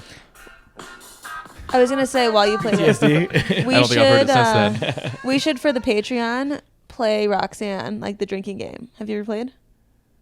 Is that where you drink Roxanne? Every time they say Roxanne or red light, the next person starts to drink until the next Roxanne or red light. So it's rapid fire. Yeah. And then someone gets like utterly screwed. You had me in drinking. So let's do that after and do that for Patreon. Today? Yeah. Okay. Can you do that? I could do it. Are you sure? You look scared. So Chance had the good idea. We should jump back into some backpacking stuff, and then we'll go back to the random ass stories. But you did quite a bit in 2022. I guess walk us through the inspiration of doing these trails after the context of doing the calendar year triple plus the AZT plus 12 miles of the Buckeye Trail. Yep. Thank you for that. Yeah. My mindset was when I got home from the calendar year triple, I did not plan on hiking again for a while, but I knew the trails I still wanted to do. I really wanted to do the Hayduke, and I really wanted to do the PNT because I had heard so many good things about them. And didn't plan on hiking at all in 2022 until, I don't know, maybe a month before I ended up leaving. I was like, well, I don't have a lease anywhere for the next year. You know, I don't have any commitments to anything. I've saved up money bartending while I've been writing my book this winter. So I do have some money to go on a trip. I might as well go take advantage of this time while I can and do the PNT and Hayduke. So then I started to put together a plan of basically how I could be gone for as long as possible to do as many trails as possible while fitting in both the PNT and Hayduke. So then I started to piece together different parts of the country I wanted to either check out or prime times to be there. So I knew like April, Southern Appalachia is a great time to be there. So I'll do the Benton MacKay and Pinhoti Trail, which I don't know if I'd recommend the Benton MacKay Trail to anybody, but why is that? It's just kind of boring. I'll stop you there quick. When I did the Foothills Trail in February, I chose it because of the distance and the time I had available, but I was between the Benton MacKay and the Pinhoti. Which I'm guessing now that you said that you'd recommend the Pinhoti, but which one would you recommend to someone and why over the other if they're weighing the two? I love the Pinhoti. It's great. It has, so the Benton MacKay, it's like 300 miles. I legitimately think there were 2.5 views the whole time. The Pinhoti has good trails, even though it's really low elevation. I think like the highest point might be 1,500 feet. I could be wrong on that, but it's not high, but it still has good views. And it has road walks, but I don't know. They're kind of a nice little change of pace in the trail. The only negative about the Pinhoti is there are savage dogs the whole way. So definitely bring some pepper spray or get ready to beat them with your stick or something because there's a lot of angry dogs the whole way. Did you have pepper spray? I did not. So did you have to beat a dog with a stick? I had to get close, but I did not. Yeah. Would that be one to not bring a dog on? Because I was going to bring my dog when I was weighing between the three. They would probably get in a lot of fights. Yeah, no, Harper's a sweet angel. She can't do that. Okay. But yeah, I mean, if you're looking for something else to do that's not the AT, maybe you'd want to do the Benton MacKay, but still, like, from my mindset when the whole time I was on it was like, this is 300 miles that would be much better spent on a 300 mile section hike of the AT or doing something else. While the Pinhoti was enjoyable in its own experience. I've heard the Benton MacKay is similar to the AT. Is that not your experience? It's similar in steepness and difficulty with less views, I'd say. All the bad parts and all the good parts. Yeah. And I guess probably not the social community either. Yeah, I think I saw one other thru-hiker on it. But also, it's like, with those smaller trails, it's so hard to have a thru-hiker community because they're so short, there's not one bubble to start. You can start such a wide variety of time. Yeah. You also did the Oregon Desert Trail, which is not a popular trail in the community. Shout out to Shira, who's the one who was the... Did you say now or not? Not. Okay, yeah, I heard not. A popular one. What was that experience like? It's about 700 miles? 750, yeah. Yeah. First of all, big shout out to Shira for as unpopular of a trail as it is for now. I hope it'll grow because it's pretty cool. The information and resources for it are ridiculous. Like, any information you could possibly want on it, she has in a packet. It's crazy how informative all the resources are. Yeah, she's awesome. Mm-hmm. But it's a cool hike.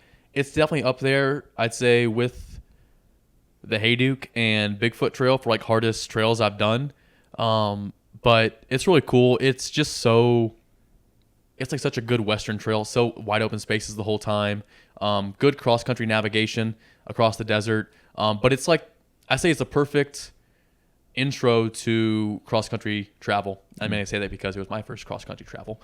And I was not good at it in the beforehand, and I'm still probably not very good at it, but it's like you can't mess up too far because you're just walking across flat, open expanses. So eventually you'll find the right spot.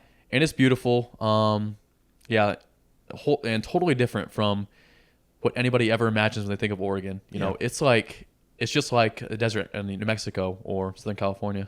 What makes it one of the hardest trails you've done? Lack of water is a big one. I think that might have actually been my longest stretch without water of like 40-something miles maybe.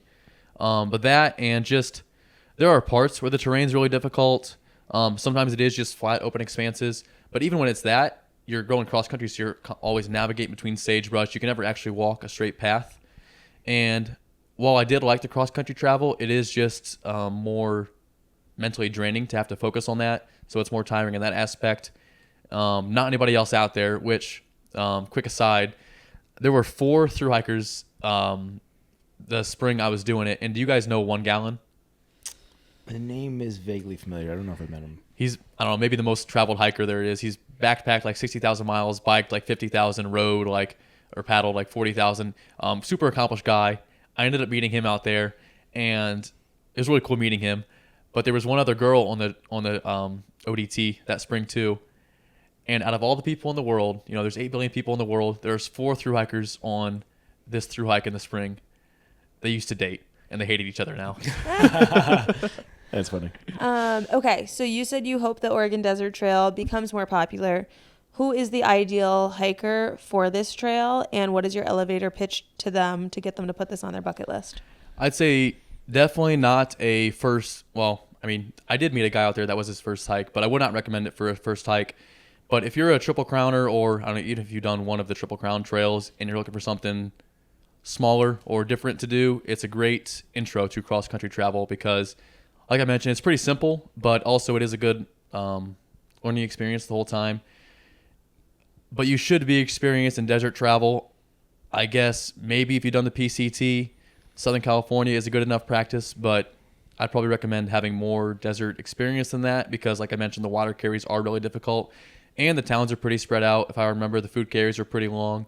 So you have to be okay with heavy pack. That's another thing. I think I bought like 15 days worth of food at the start by accident because I went to like a Costco and got way too excited at all the bulk items.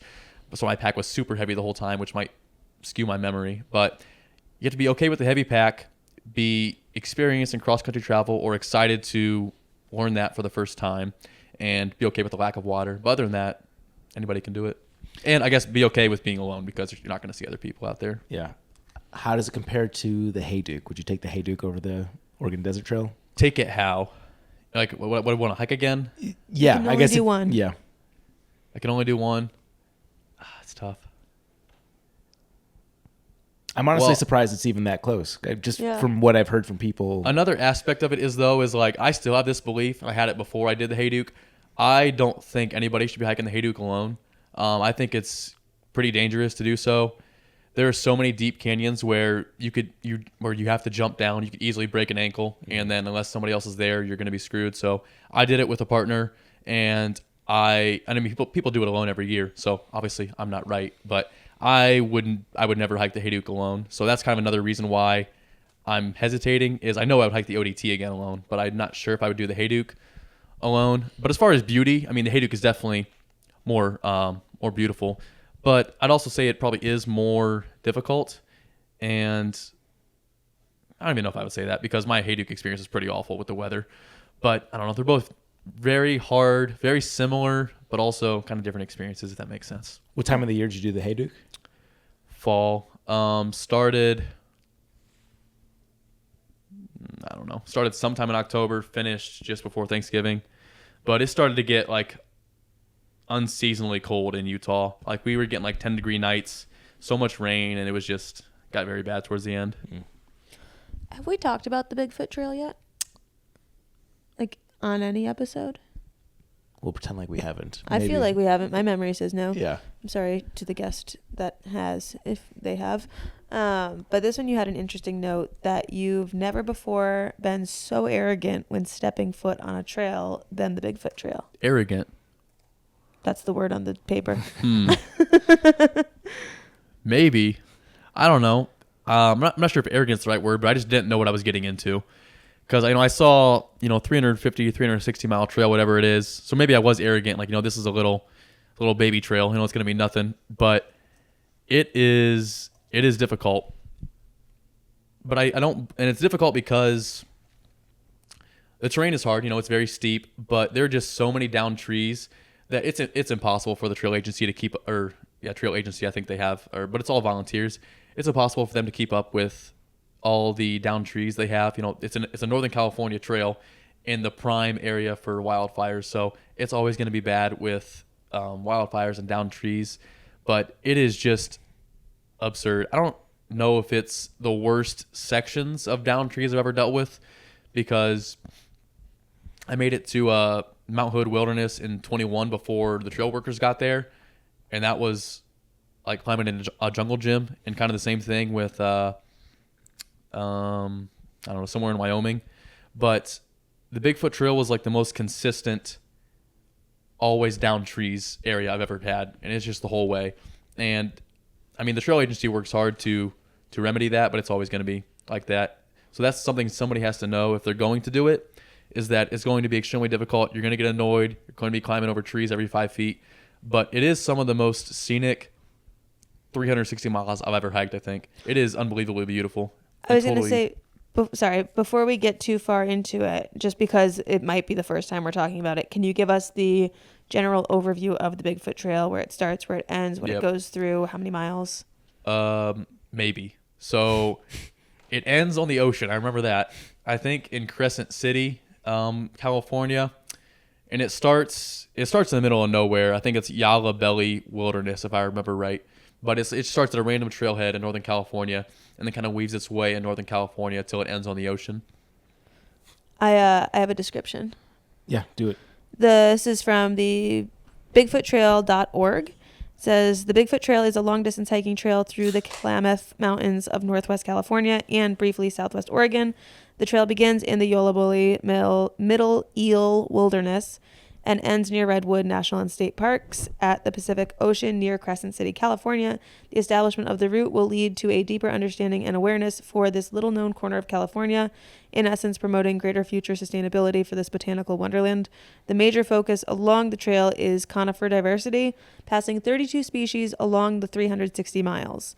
Also en route, one traverses 6 wilderness areas, 1 national park, and 1 state park.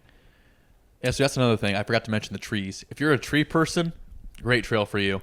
I did this hike with Constantine. It's the first hike we did together, and we tried to count all the different trees we had, but I think we got to like 74 on day 1, so we didn't know what we were talking about. Wow.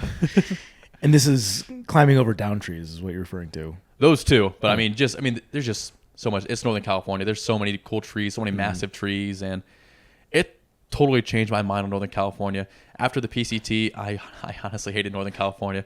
It's so boring. There's no views. Why would anybody want to hike here, do anything here? But the Bigfoot Trail is unbelievably beautiful. Do you get some of the big redwoods? Yeah, it ends. Well, so Crescent City, where it ends, is you go through Redwood National Park just at the end. Oh, okay. That's awesome. But honestly, that's one of the least cool parts about the trail. Really? Yeah. What was more cool than redwoods? Just it's like no name mountains in the middle of these wilderness areas that nobody goes to. Like I remember, it's either Mount Baldy or Baldy Peak. It's like a hike. I don't know how anybody would ever get up there. Yet there was a smashed 6-pack of Coors Light bottles up there somehow, which pissed me off. Dicks. But it was one of the most beautiful views I've ever seen. It's just like in every direction, there's just these massive granite mountains, but still rolling trees everywhere, and it was so beautiful. And I can't off memory, I can't think of the other beautiful areas, but it was just amazing. Huh. Shout out to Buck30 has hiked it, and I think he spoke about it on our interview with him. So. Yeah, sorry. I definitely think more people. I hope more people get to experience it, but they definitely have to go into it with a mindset that it's gonna suck to hike over down trees all the time, and the climbs are ridiculous. It is the steepest climbs I've ever seen. They're steeper than New Hampshire on the AT. Really? Yeah. Like one of the climbs we were on using a gut hook, and we did the little elevation thing per mile. One of the climbs was I think 1,800 or 1,900 feet per mile, and I've never even seen anything like that on the AT. Yeah, that's 2,000 per 40% grade. Yeah. Close to that, I guess 35. I used to cry when I'd see it between 700 and 800. Yeah, that's punishing. Is the trail pretty well marked aside from the down trees? No. I mean, there's no Bigfoot Trail markers. There's no blazes, anything like that. We use far out the whole time, or gut hook. I guess now it's far out the whole time. And basically, it was with that, it was pretty easy, but there were still times where, it says there's a trail, but there's no trail there, and you just have to make your way up the mountain. I'm now realizing 2022, do you have a total mileage for what you covered in 2022? I think it was between 4,500 and 5,000. I don't really know. That's crazy coming off the calendar year Triple Crown. You'd think you'd want a little downtime, but before we get to the next trail, what's your rationale for wanting to hit big mileage like this again? Because usually people take a little bit of downtime after something like that. Yeah, well, my mindset was just I want to do the Hayduke and I want to do the PNT, and while I'm out there, I'm going to do as much other stuff as I can. Yeah. So I just wanted to maximize my time and knock out as many trails in places of the country that I could. How much downtime did you take after the calendar year triple? I quit the Buckeye Trail like December 1st-ish. So basically all of December, and then a couple months, and then I started the Benton MacKay Trail April 12th or 13th. So a little over 4 months. Okay. And how are you making this happen financially? I know you mentioned tax prep. I guess that speaks to you're starting at the latter half of April, so maybe you're just busy with tax prep. That year actually wasn't doing that yet. So that winter, I was mainly focused on writing my book. That was my full-time job. But I still bartended like 40-ish hours a week, and I made much better money doing that than I expected. So that was more than enough money to pay for another year of adventuring. Yeah. And are you very frugal when you're out on trail? Yeah. Are you staying in hotels ever or anything? I'd say like once every 2 or 3 weeks, but that's mainly just to take a shower. Yeah. And like I'll never, like if I'm going through a town, I will never like just go take a shower, or go get a hotel if I feel like it for now. It's always like planned in advance. Like, okay, I'll get a hotel next week. It's not like I'm gonna be like, okay, I'll get a hotel for tonight because I feel like it. Yeah. Do you have any budget tips for someone trying to do a low budget hike? I mean, don't stay in town is the number one part. My biggest thing within towns is I'm always going to spend money on meals, and I'm going to pig out because that's something I really enjoy. So you have to know also what you want to spend money on. So, if some people want to stay in a hotel in every town, that's going to make their experience better. They should do that. They should just know they're not going to be able to do that for as long as, someone that's not doing that. But as far as basic tips, I don't know. Eat cheap food, but most trekkers already do that. Yeah. And always try to, how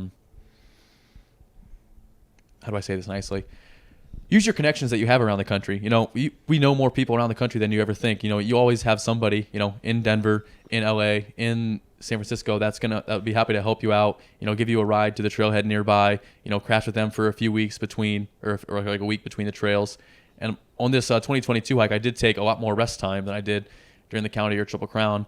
And like I stayed a week with a buddy that I met on the PCT before I started the Oregon Desert Trail. I stayed with him for a week. I stayed with the parents of a friend I met on the PCT for 2 weeks. So just like, being kind to people and then, being rewarded for it. You mentioned you like to pig out when you're in town. Is there one meal in all of your backpacking adventures that stands out to you as like the biggest pig out moment? Kind of, but I don't even know if it's the amount so much as the experience afterwards, which is not when it's not going where you think it is. Okay. I was going to say that's what we're known for here at Backpacker Radio. So this was in, I think Idlewild, the town right before San Jacinto on the PCT. So I went to a pizza place there next to the library and grocery store. I still think the best pizza I've ever had in my life. I don't even remember what the place was called, but I got a large meat lovers there and order breadsticks. Probably had like 7 Dr. Peppers, and then left that day to go hike San Jacinto, and that's like a 5,000 foot climb, I think. So I started going up, and I was like, oh man, I don't feel very good. And then for the next and that's a popular day hiking area too. So there's other people all around the whole time. And the next 5 hours, I'm climbing up this mountain, and there's other people around. I'm just burping every 5 seconds as loud as possible, just so disgusting, needing to throw up the whole time. And you like this? No. You said the best part was after. Well, he's just saying his biggest pig out moment. Yeah. Oh, I thought. Most memorable part was Got it. after. Okay. I did not enjoy that, no. I thought you were saying it was so much fun. The pizza was good, though. Do you have a go-to meal in town? It's either pretty much always pizza or just burgers and fries. Yeah. The year I was going through, actually, there was a chicken wing shortage, so that would have been a big thing too. But I couldn't get those a lot of places. Huh. What's your favorite meal on trail? Like not in town. Yeah. I'm not a great person to ask because I don't really do meals. What's your favorite thing to eat on trail?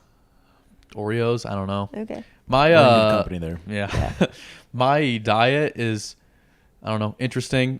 I wake up in the morning. I'll basically do 1,000 to 1,500 calories of Oreos, cookies, candy, some high sugar stuff to actually make me want to get up and get out of bed. And then throughout the day, I'll do high sugar, high calorie stuff like that. And then at the end of the day, I'll do 2 or 3 packets of tuna for protein, and then 2,000 calories of peanut butter, and that's my day. It's amazing that someone with such a regimented training protocol, regime, whatever you want to call it, is so unhinged in the food department. Well, for me, that was regimented because it's I knew I was never going to cook. I didn't want to stop to take the time to cook, and people always told me at the end of the day, at the end of a long day, you're going to want a nice warm meal. I never felt that once. When I ended a nice long day, all I wanted to do was eat my peanut butter and go to bed. Even when it's -10 on the AT? Yeah. Wow. I brought a stove, and I used it 2 times the first week. And I forgot to say this story. I had mice crawling up my leg, trying to hop into my pot that was cooking food. Oh, God. And after that, I was like, I'm going to send this home. I'm not dealing with this anymore. I think it's the plot of Ratatouille. Yeah. Just to skip to one of the rapid fires, because it ties into this, you ate so much peanut butter that you became allergic to it. Yeah. So after like 2 years straight of eating 2,000 calories of peanut butter every day, I think it did catch up with me, because on the Hayduke Trail in 22, I think it was the first or second day on the trail, I ate my normal, amount of peanut butter. Then afterwards, I was starting to feel really sick. And then my hiking partner, who I had just met, was like, well, duh, you just ate 2,000 calories of peanut butter. And I was like, no, this is normal.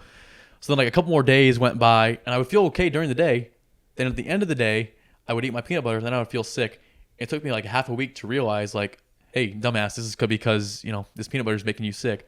So then I stopped eating that and didn't feel like that anymore. So I think I just had too much of it, and my body started to reject it. Is this like all things with peanuts, or is it specifically peanut butter? I don't know. I didn't really eat other peanut things, so I didn't test it. I wasn't in a science mode to test it. It was just like, I can't eat this anymore. Wow. I think I'm cured now, though. I tried it like 6 months after that, and I was okay. Yeah, that's got to hurt to lose peanut butter. That was like my main source of like 40% of my calories every day was peanut butter, so it was tough the rest of that hike. What'd you swap in? How'd you replace those calories? I tried almond butter. That sucks. It tastes so bad. I don't even remember anymore. Probably just more shit like cookies and candy. I don't know. It also sounds like you were actually keeping track of the calories that you were intaking. Like mental. I didn't have a notepad, or I didn't track anything like that. It was just mental. I always knew, like, okay, I'm going to eat like this many calories of sugar in the morning. I'm going to eat this much before bed. In the middle of the day, it's going to be like on an as needed basis, but it'll come out to about this. And that's about 4,000 or 5,000 calories? At least 5,000, closer to 5,500 or 6,000. But even doing that, I still lost over 50 pounds in the calendar year, Triple Crown year. How heavy were you when you started? 215. 215. And I did put on, so my normal weight's like 205. I did put on like 10 extra pounds of fat, which was awesome, just eating whatever I wanted to do before I left, because I knew I was going to lose so much weight. Yeah. And I wanted it in the winter. But when I weighed myself like near the end of the PCT, and I was down 50 pounds, and I was like, this is not what I expected to lose a lot of weight, but not this much. How tall are you? 6'2". So you got down to 265 then? Or sorry, 165? Yeah. That's skinny for a guy 6'2". It didn't look like the same person. Yeah. And what are you right now? 205. Okay. Are you supplementing at all on trail? No, I tried that for like the first 2 weeks, but it was just a pain in the butt dealing with the post offices trying to get the protein powder shipped, and I didn't care enough at that point. Yeah. So if I was going slower and like would stay in town more often, would be more open to working with the post office hours, I think that would be good. I think people should do that, but it's just a pain in the butt to try to plan all that. Yeah. Okay, let's jump back to 2022. We left off, we did the Bigfoot Trail. Tell us about your experience on the Pacific Northwest Trail. Yeah, so before this trail, I had heard so much about it. Like, people were hyping it up so much. Like, it's the best trail there is. It's so scenic, and that's partially true, but I think it might have been hyped up a little bit too much for me, because it was really good, but I don't know if it was the best thing I've ever done. It also could be skewed by a couple really bad experiences on it, which Such as? They're long stories, but one, getting assaulted by a grizzly bear in my tent. Two, oh Jesus! Oh, you don't have to skip past that. Yeah, you can that's give a us long some story. details. Started here. with that one. Yeah. We've got time. Okay, so this is in Idaho. The grizzly bears seem to respect the Washington-Idaho border. Allegedly, they don't go into Washington, which I still don't believe. But I was in Idaho. My first night in Idaho. I was excited to, a new state. Woohoo, happy. So I set up my camp. I was tired, and first of all, in this area, this was like a 12-mile stretch along the ridge of a mountain, or not the ridge, sorry, the side of a mountain. There's nowhere to camp.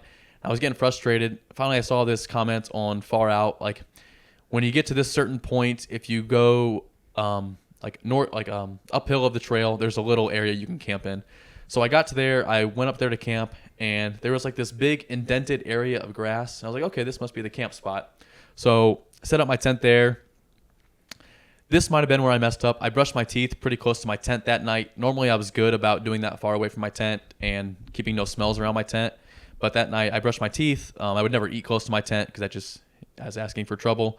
I did brush my teeth close to my tent, went to bed, and then within maybe 30 minutes, I heard something outside my tent.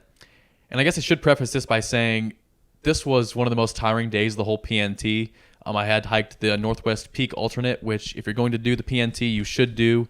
It's very scenic. It's cross-country travel, and it's awesome. But it is very tiring because you're boulder hopping the whole time. But at the end of that day, I got to this campsite, was dead tired, got in my tent.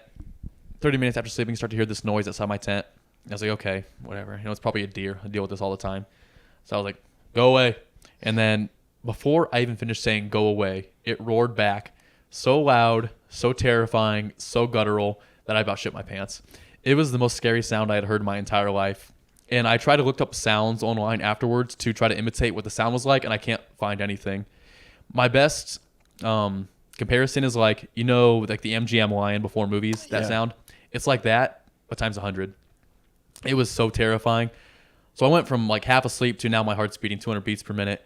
And I like sit up in my Gossamer Gear 1, so I can sit up about 6 inches. Then I'm on my knees ready to fight this thing. So I was like, okay, I got to get ready. Okay, this thing's charging. I can't beat it in a fist fight, but I can poke out its eyeballs. So my plan. You don't have bear spray? I do, but it's right here. But it's like I don't plan on spraying it through my tent because I'm just going to spray myself in the face. Right. Okay. Which I have heard stories about people doing that too. Yeah, right. So I was like, okay, I'm going to grab the head, poke out the eyeballs. Grab the head, poke out the eyeballs. So then I hear this thing start to walk towards my tent. Then I yell back like as loud as I can. And before I finish yelling, it's responding to me before it even knows I'm talking. And then it yells back even louder, more terrifying, more guttural than the first time. And then I start to hear it run towards my tent. I was like, okay, This shit is on. It's like, okay, it's game time. Grab the head, poke out the eyeballs, grab the head, poke out the eyeballs. Jesus. And then as it's running towards my tent, I let out one final yell. Fuck you! And then I hear it come to a stop right outside my tent. This is no joke. I see its breath coming through my tent. And I'm like, okay, now what? And then I hear it start to turn around, slowly walk away. And I was like, okay, survive that. I'm too tired to go hiking. I can't get up and move. So then I ran outside my tent, run around my tent in circles, yelling for like 20 minutes, trying to keep it away, make sure it doesn't come back. And bears aren't supposed to do that. They're going to run away. So I was like, okay, now I can go to bed. I'm so exhausted from this day. I just want to go to bed. I'm surprised you left your tent. I would be too scared. I wanted to keep it away. I knew it was gone by that point. But still, it's dark outside. Okay, continue. I'm sorry. So then I went back inside my tent, went to lay down, and tried to go back to sleep, which is dumb. My heart was beating so fast I was never going to fall asleep. And then like 15 minutes later, I hear this thing come back. No. And at this point, I wasn't even scared. I was just pissed off. I just put on my shoes, and I instantly went outside, and I just started yelling at like, what do you want? What do you want? And then I got it to go away. And then I was like, okay, now I actually got to pack up and leave. So then I started playing, I think, some Rage Against the Machine on my phone and started yelling along so it would stay away. And then I hiked like another 15 miles before I passed out on a picnic table at a park nearby. I'm surprised you could sleep after that. I mean, you were probably exhausted. But... Yeah. Yeah, I feel like in my experiences with like a high adrenaline moment, once the adrenaline leaves your body, you just crash. Like you're so exhausted after that. You've burned through all the energy in your body. So did you see it when you left the tent during that final time? I just saw like the outline because it was dark. I just had my headlamp on. Whew. That might be the most intense grizzly story we've ever had. Yeah, and you were just going to la-di-da past it. Are you kidding? I also did think afterwards, I didn't report that to like an agency or anything. I probably should have done that at the time. Yeah. Because another thought I had is like, I don't know if this is true, but like the fact that I got there and the area was already indented, I didn't know if that's where his den was, if that's where it stayed. I didn't know. But it definitely was not normal grizzly bear behavior. So. Wow. Yeah. So you mentioned there were a couple of stories from the Pacific Northwest Trail that kind of deterred from the experience. That was one of them. The next one is the next day. So this is also in Idaho. I hated Idaho. The trail goes through it for like 30 miles, but I had like 1,000 miles worth of misery. So I was trying to hitchhike back out of Bonner's Ferry, and I was treated like I was like the FBI's most wanted. A cop stopped me and was like, "What are you doing here?" I was like, I'm just trying to get back to this trail that runs 10 miles north of your town. Like, what are you talking about? Like, well, there's this trail, it's like 1,200 miles long. Like, probably 50 to 100 people do it a year. They're like, I don't know what you're talking about. I'm like, okay, well, would you like me to pull up some information online? No, just get out of here. I was like, oh, okay. I've got to hitchhike back there. It's like, no, you can't hitchhike. okay, so what do you want me to do? I don't know, but you can't stay here. It's like, oh, okay.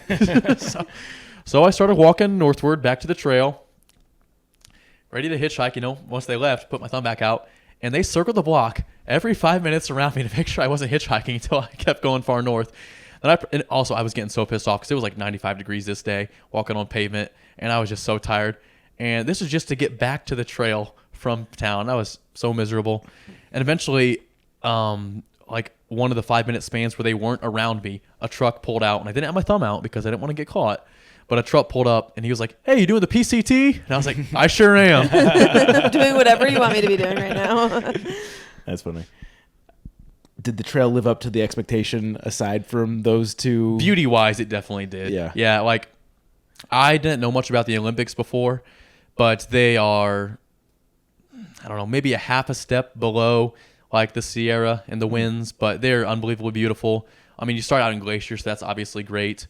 And then Eastern Washington is definitely the lull of the trail.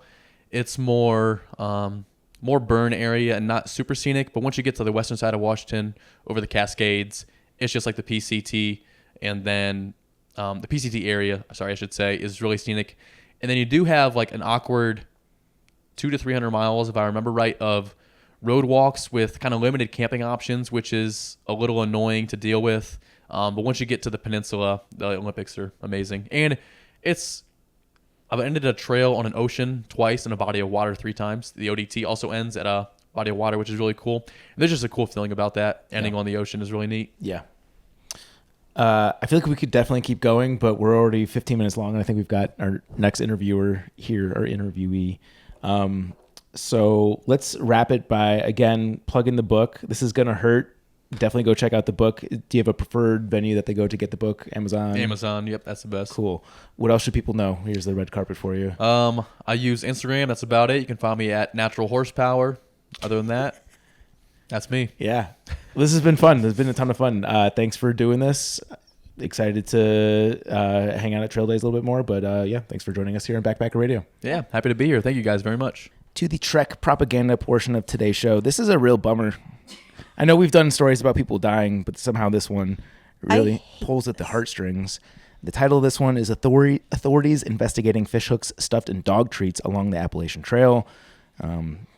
That just basically says everything that you need to know. I won't read more of it because it is very depressing, but the image in this one tells the full story, and there's some sadistic fuck out there that is going on the express train to hell because this is very fucked up. I hope you have the worst luck ever. Yeah. And forever. Yeah. I hate you. You suck. Everyone hates you. Yeah. Okay. Question of the day.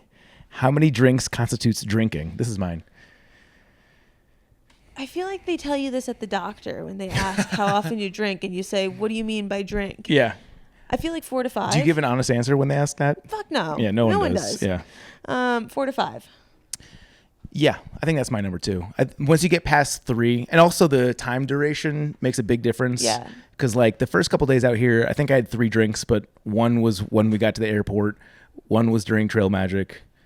Maybe we had 2 at Trail Magic, but we had 3 drinks and I didn't even feel a buzz throughout the day. Yeah, and I shotgunned a beer at the start of the trail, and then I drank 2 during it, and I had 1 left over that I hiked out. But I wouldn't constitute myself drinking. Yeah, but like when I crack open that 4th beer, I'm like, okay, I'm drinking. I have to drink some water, Commit. Otherwise I'm gonna feel like a bag of dicks.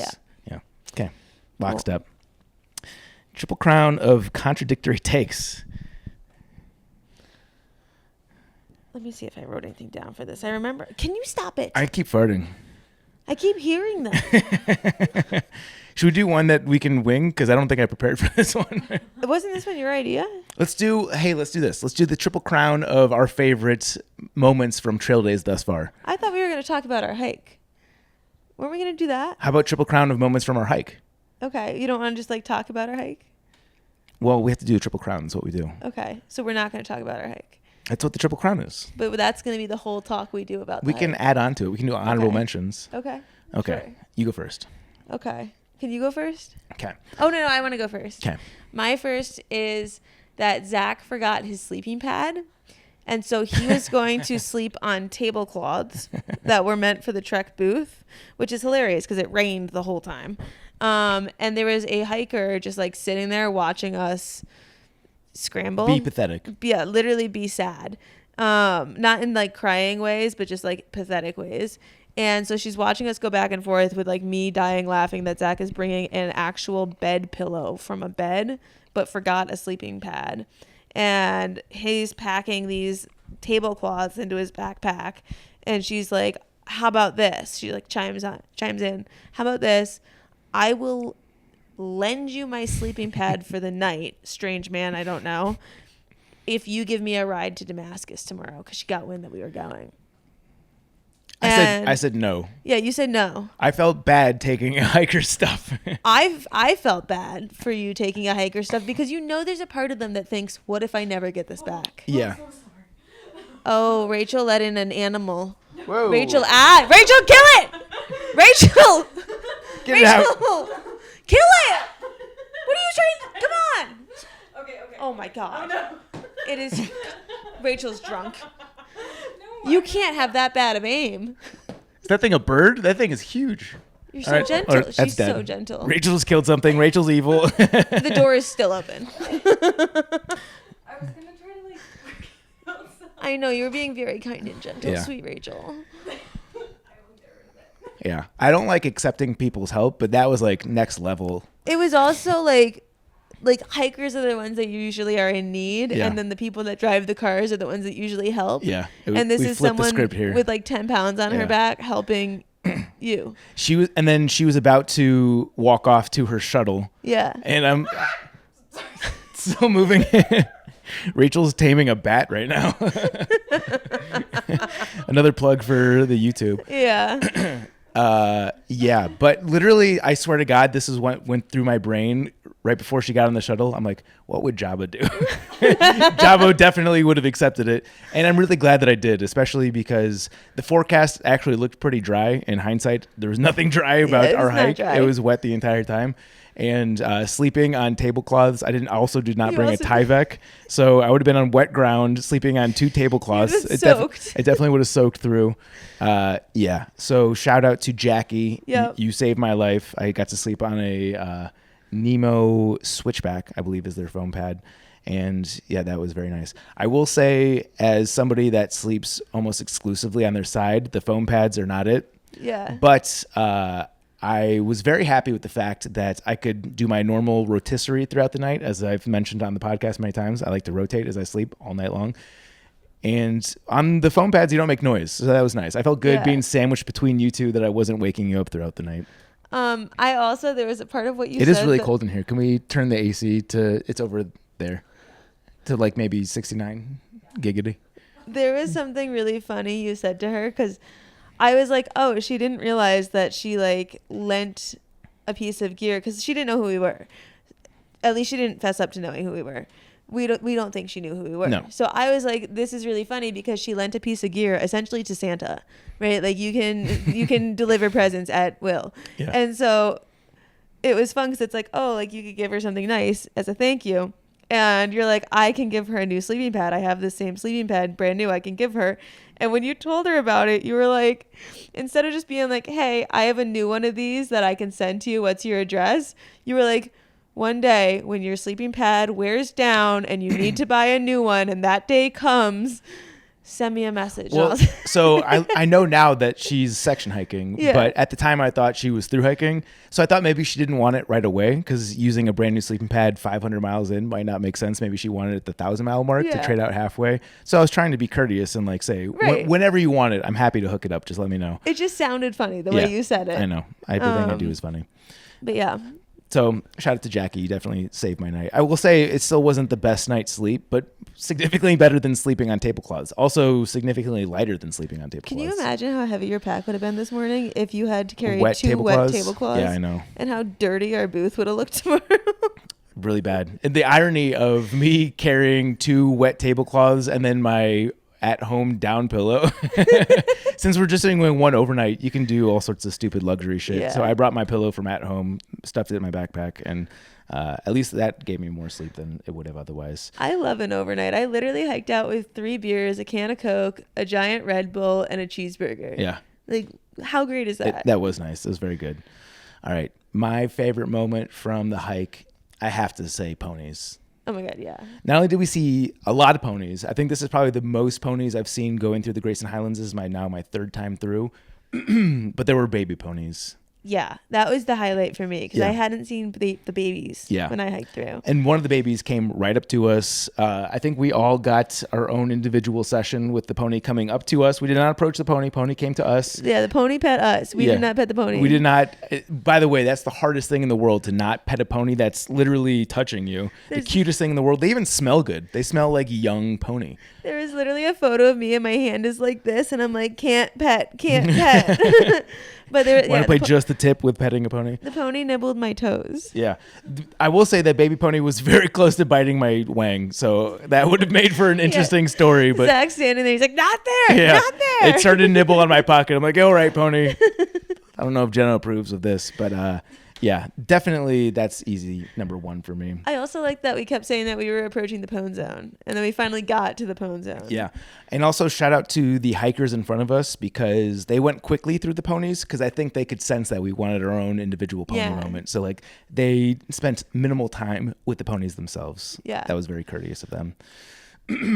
Number two would be, so many fun moments. What do I do? I'm going to say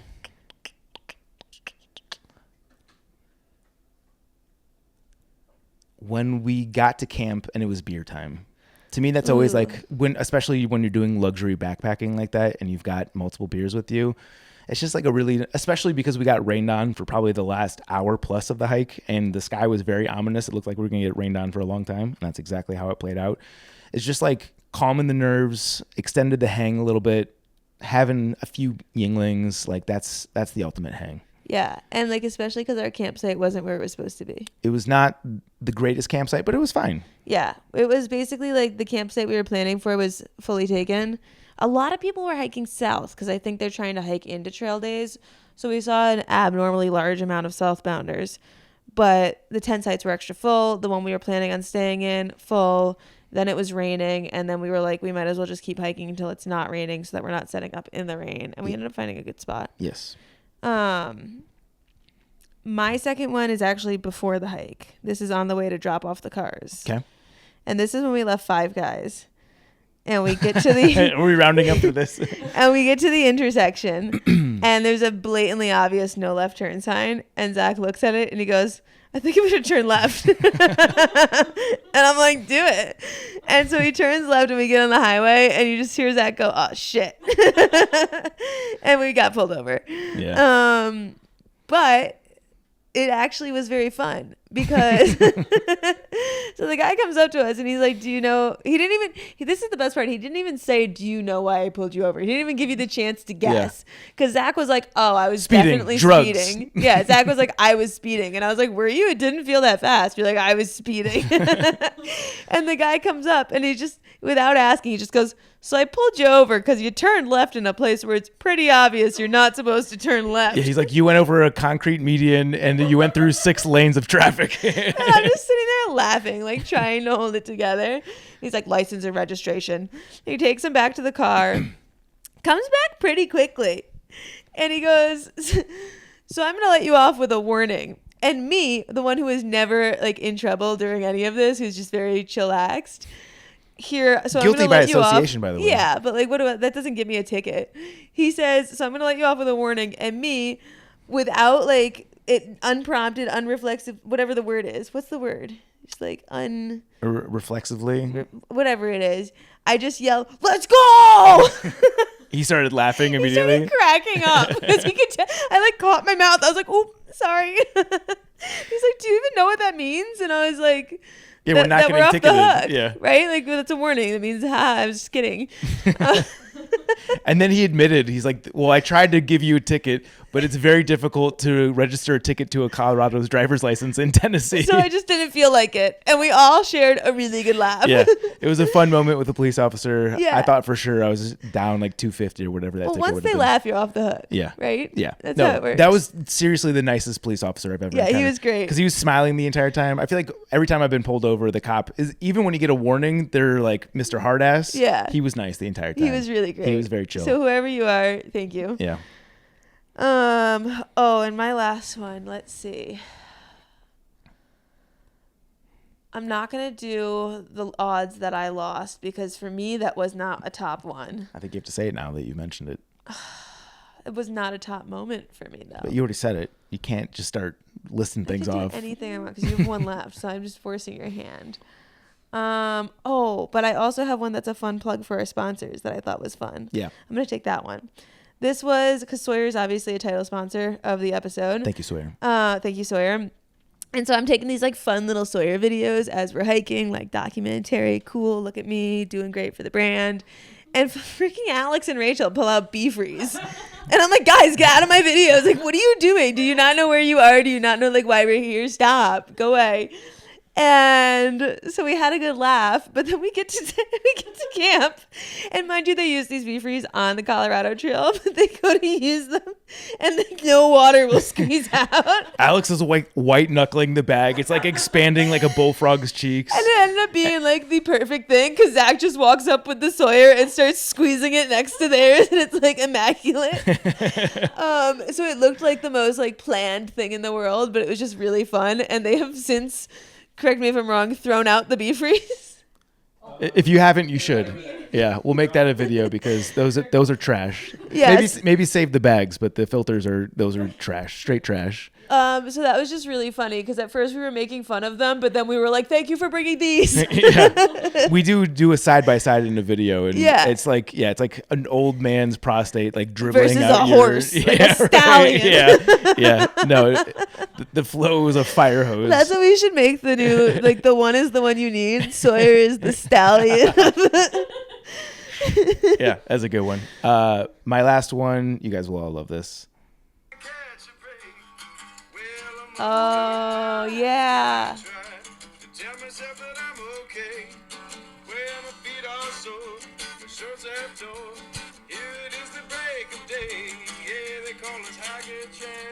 Hiker trash.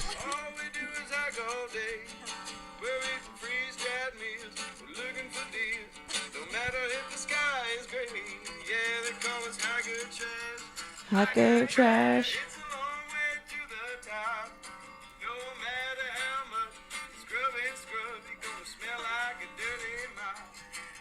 I think I gave him a new line for the chorus there, but yeah, it's always a roll of the dice when you ask someone with a guitar on them to play you a song, because I will say mostly in my experience it's always good, but in that particular occasion that was awesome. I think that was the best on-trail concert that we've had. It was so good. Yeah. The song was great. The lyrics were surprisingly clean. Yeah.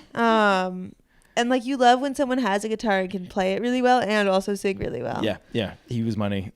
Jake M and the Travelers, I forget his last name. Mosca, Mosca. Okay. Shout out to him. He's playing at Trail Days, which will mean nothing to you guys at this point. But yeah, look him up on Spotify or wherever. But he kicked ass. So yeah, getting a nice little concert break at the beginning of the hike was fucking awesome. And like that's such the prototypical AT moment. That was like, just gives me the goosebumps being back on trail. That's the sort of cultural experience that I love. Yeah. Should I do my honorable mention? Yeah. Okay. I mean, it's odds, right? Like we play odds whenever these things happen. You guys know we're gonna have stories from these.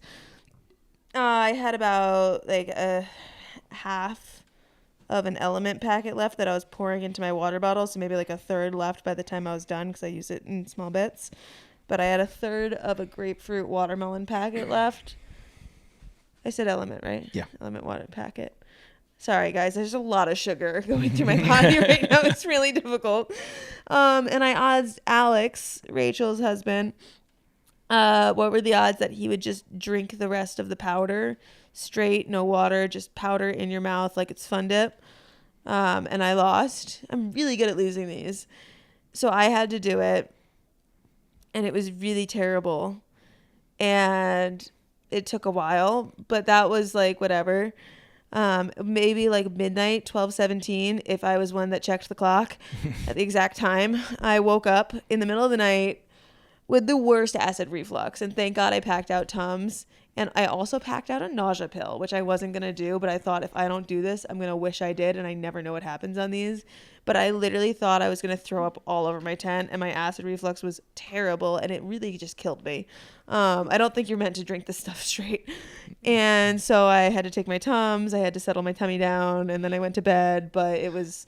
I knew you were in a bad place because you immediately chased the element with a Coors Light. Yeah, that was true. I was supposed to save my beers for camp, and here's the thing: is it was between that or my water bottle, which I just poured element into, so I can't chase that with more element.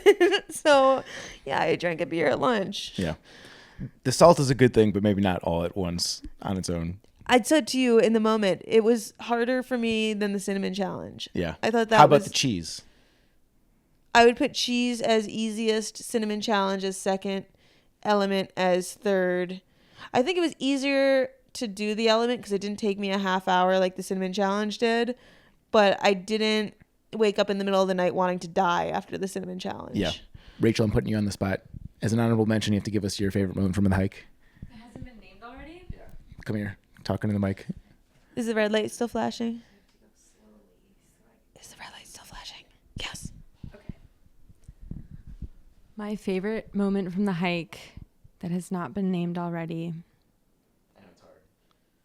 Yeah, I feel like you took a lot of the good ones already here. You might need to come in a little scoochy. Okay. Honorable mention. Yeah. I enjoyed, wait, did you already say shotgunning at the beginning? No. Okay, I'm going to take that. Yeah. We had a nice shotgun at the trailhead and a bunch of hikers were there. They didn't participate in the shotgun, but they all drank beers and had a good laugh with us. Yeah. It was good. There's some good audio from that one as well. Oh. Honorable mention the balls video. When I was testing your speaker. So after, is that sunscreen? Whole thing. Wait, no. Where's this video? Here we go.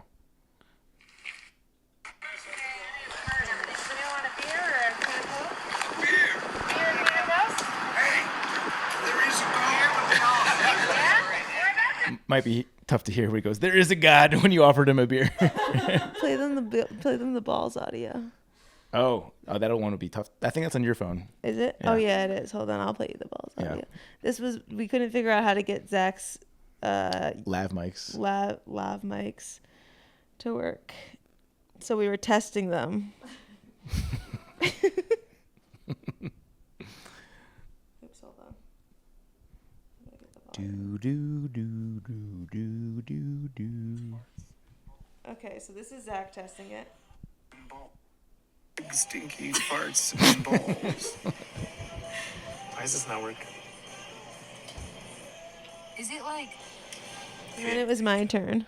Hello. Big fat balls. Yes. Balls. Oh, balls. Yep. So the mic works. So we've had fun. Yeah. All that happened in a 17-mile hike, which is just further proof that you guys need to get out and hike the AT because it's just nonstop magic. It's been like 24 hours. Yeah. Plus 24. Good times. We haven't done 1-minute gear reviews in a second. I think we tested some new stuff. I got to test a Nemo switchback. Was there anything that you tested that you wanted to speak to? I just had another twirl with the Kumo, but I had a Kumo that fit properly this time. Work better? Not that I said anything bad about it the first time, but yeah, it definitely, like, the shoulder thing wasn't as confusing this time. But my fast 1-minute gear review of the Kumo is that I thought this on the Foothills Trail, but I thought it again on this one. The mesh is surprisingly, like, stretchy. So every time I look at the mesh and I'm like, there's no way that's going to fit in there, stretch is really nice. The shoulder pocket on the Kumo fits a smart water bottle, which I never would guess by looking at it. And then the things that I didn't think I could fit in my hip pockets, I was able to fit. So it's little things. Because you don't bring much. Yeah. So it's the small things. We're going back now. I have one more honorable mention for favorite moments from the hike is when we were going through that one gate at the top in the open meadow in the middle of the rain. You guys were sitting back waiting for Chance. I'm like, I'm just going to go ahead. I have to go poop so bad. And Alex is like, look that way. And there was a privy or a pit toilet right there. So that was a game changer for me. So thank you, Alex, for pointing out the bathroom right next to me that I didn't see at all. Yeah, the trail provides. You want to take the mailbag? Sure. Are you not reviewing a piece of gear? I did the Nemo switchback. I didn't really test anything new. I tested the Gorilla, but I've used that before. Yeah. It's a good pack. I used the Gorilla for the entire PCT. It's still good. Okay, mailbag. Longtime listener, first time emailer. And I just listened to the episode on Chauncey doing the Foothills Trail. And not only did I just do a training hike on the Foothills Trail about 1 week after Chauncey, but I stayed at the Willow Creek campsite she stayed at and freaking loved it. However, all caps, I did not know there was a cemetery 0.2 miles from it. Anyways, super glad I listened to the episode after I hiked it because I don't think I would have gotten any sleep that night. I did hear something rummaging around right outside my tent that night at Willow Creek, but I was able to shine my headlight out of my tent and identify what appeared to be an armadillo scurrying away from my tent. I could only see butt and tail, but I'm pretty sure it was an armadillo, which I forgot existed in the southeast. While I'm like Chauncey and feel like I would vibe with the forest spirits, I was glad I was able to identify the cause of said rummaging. Y'all are great, and I've learned a shit ton in the year and a half I've been planning my AT Nobo through, which I start in less than a month. I'm also embarrassed to admit that it took me way too long to realize the Zach Badger Davis on this podcast is the same person who wrote Appalachian Trials, which I read and soaked up as much as possible. But I did know exactly who Chauncey was, sorry Zach, because I gifted your book to my mom when I first told her I wanted to do the AT, and she freaking loved it and got so much out of it. So thank you both for making me better at backpacking and also making me laugh. But most importantly, thank you for talking about pooping. Haley, I have no trail name yet. Thank you, Haley. We love you. Yeah, that was nice. And Thanks. I'm glad I could squeeze in a poop story there at the end. 5-star review. This one is from Heather Ean. Mm-hmm. I'm only here for the sticker. Did we get her a sticker? I guess it's a Sarah question. Just playing. I love y'all, but seriously, I always drop the ball with the sticker code, so I figured the leave 5 stars in February, get a sticker mention from the Schmutz episode was finally my chance. I'm going to put it on my car. Also, more girl talk, drunk Q&A, and couples episodes, please. I think we've done all of those recently, so ask and you shall receive. I love too, Chauncey. P.S. My husband, Guy, just finished a thru-hike of the Mountain to Sea Trail in North Carolina, so it'd be cool to hear an interview with a completer. Maybe Samer Time, who holds the FKT. He's a fun guy. Okay, bye. She said it like you. Yeah. If you guys want to hear your review read on this podcast, head on over to Apple Podcasts and leave any number of stars, just not 1, 2, 3, or 4. Shout out to today's title sponsor. It's late, guys. It's late. Sawyer. We didn't prepare anything for this, but another shout out to the Sawyer Squeeze. That thing is old, reliable. When you've got friends who have crappy other filters, not to be named, the Sawyer Squeeze is very reliable. I've always got a Sawyer Squeeze in my pack, and they donate 90% of their profits to clean water initiatives around the world. If you guys want to hear more about that, go to our last episode with Darwin, which was about a year ago.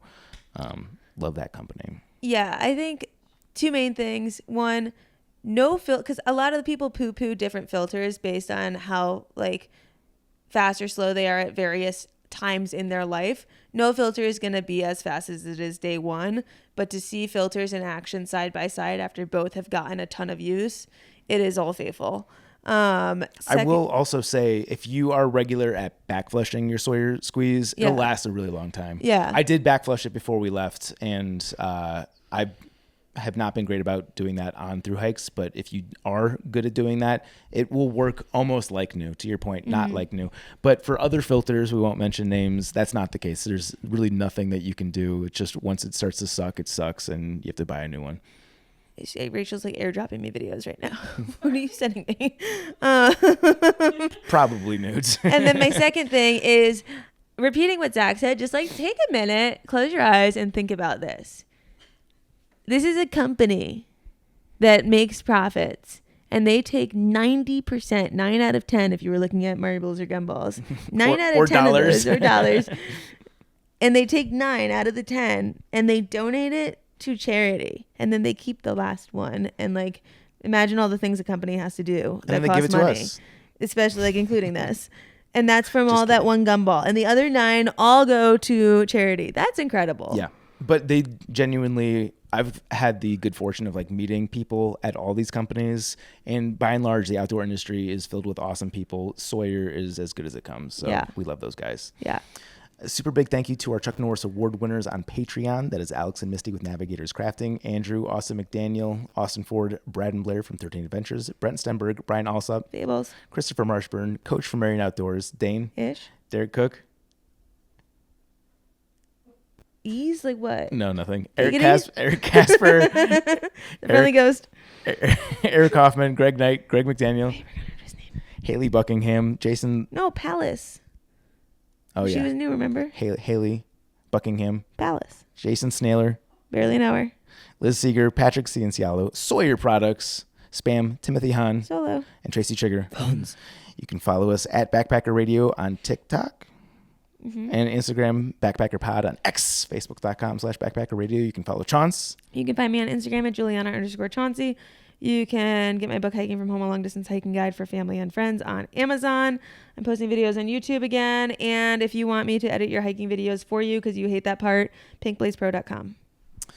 Appalachian Trials and Pacific Crest Trials are my books. Subscribe and follow us on Apple Podcasts, Spotify, or wherever you get podcasts. Just a reminder to subscribe because that'll ensure that you get the most recent episodes downloaded. And then when you go into the backcountry, you'll have those downloaded, and it won't just do the spinny buffery thing. You can actually listen to them in the backcountry or on an airplane. Follow us on YouTube. What's up, YouTube? Hi, Internet. And that is it for today's show. Thank you so much for listening, and happy hiking. Bye.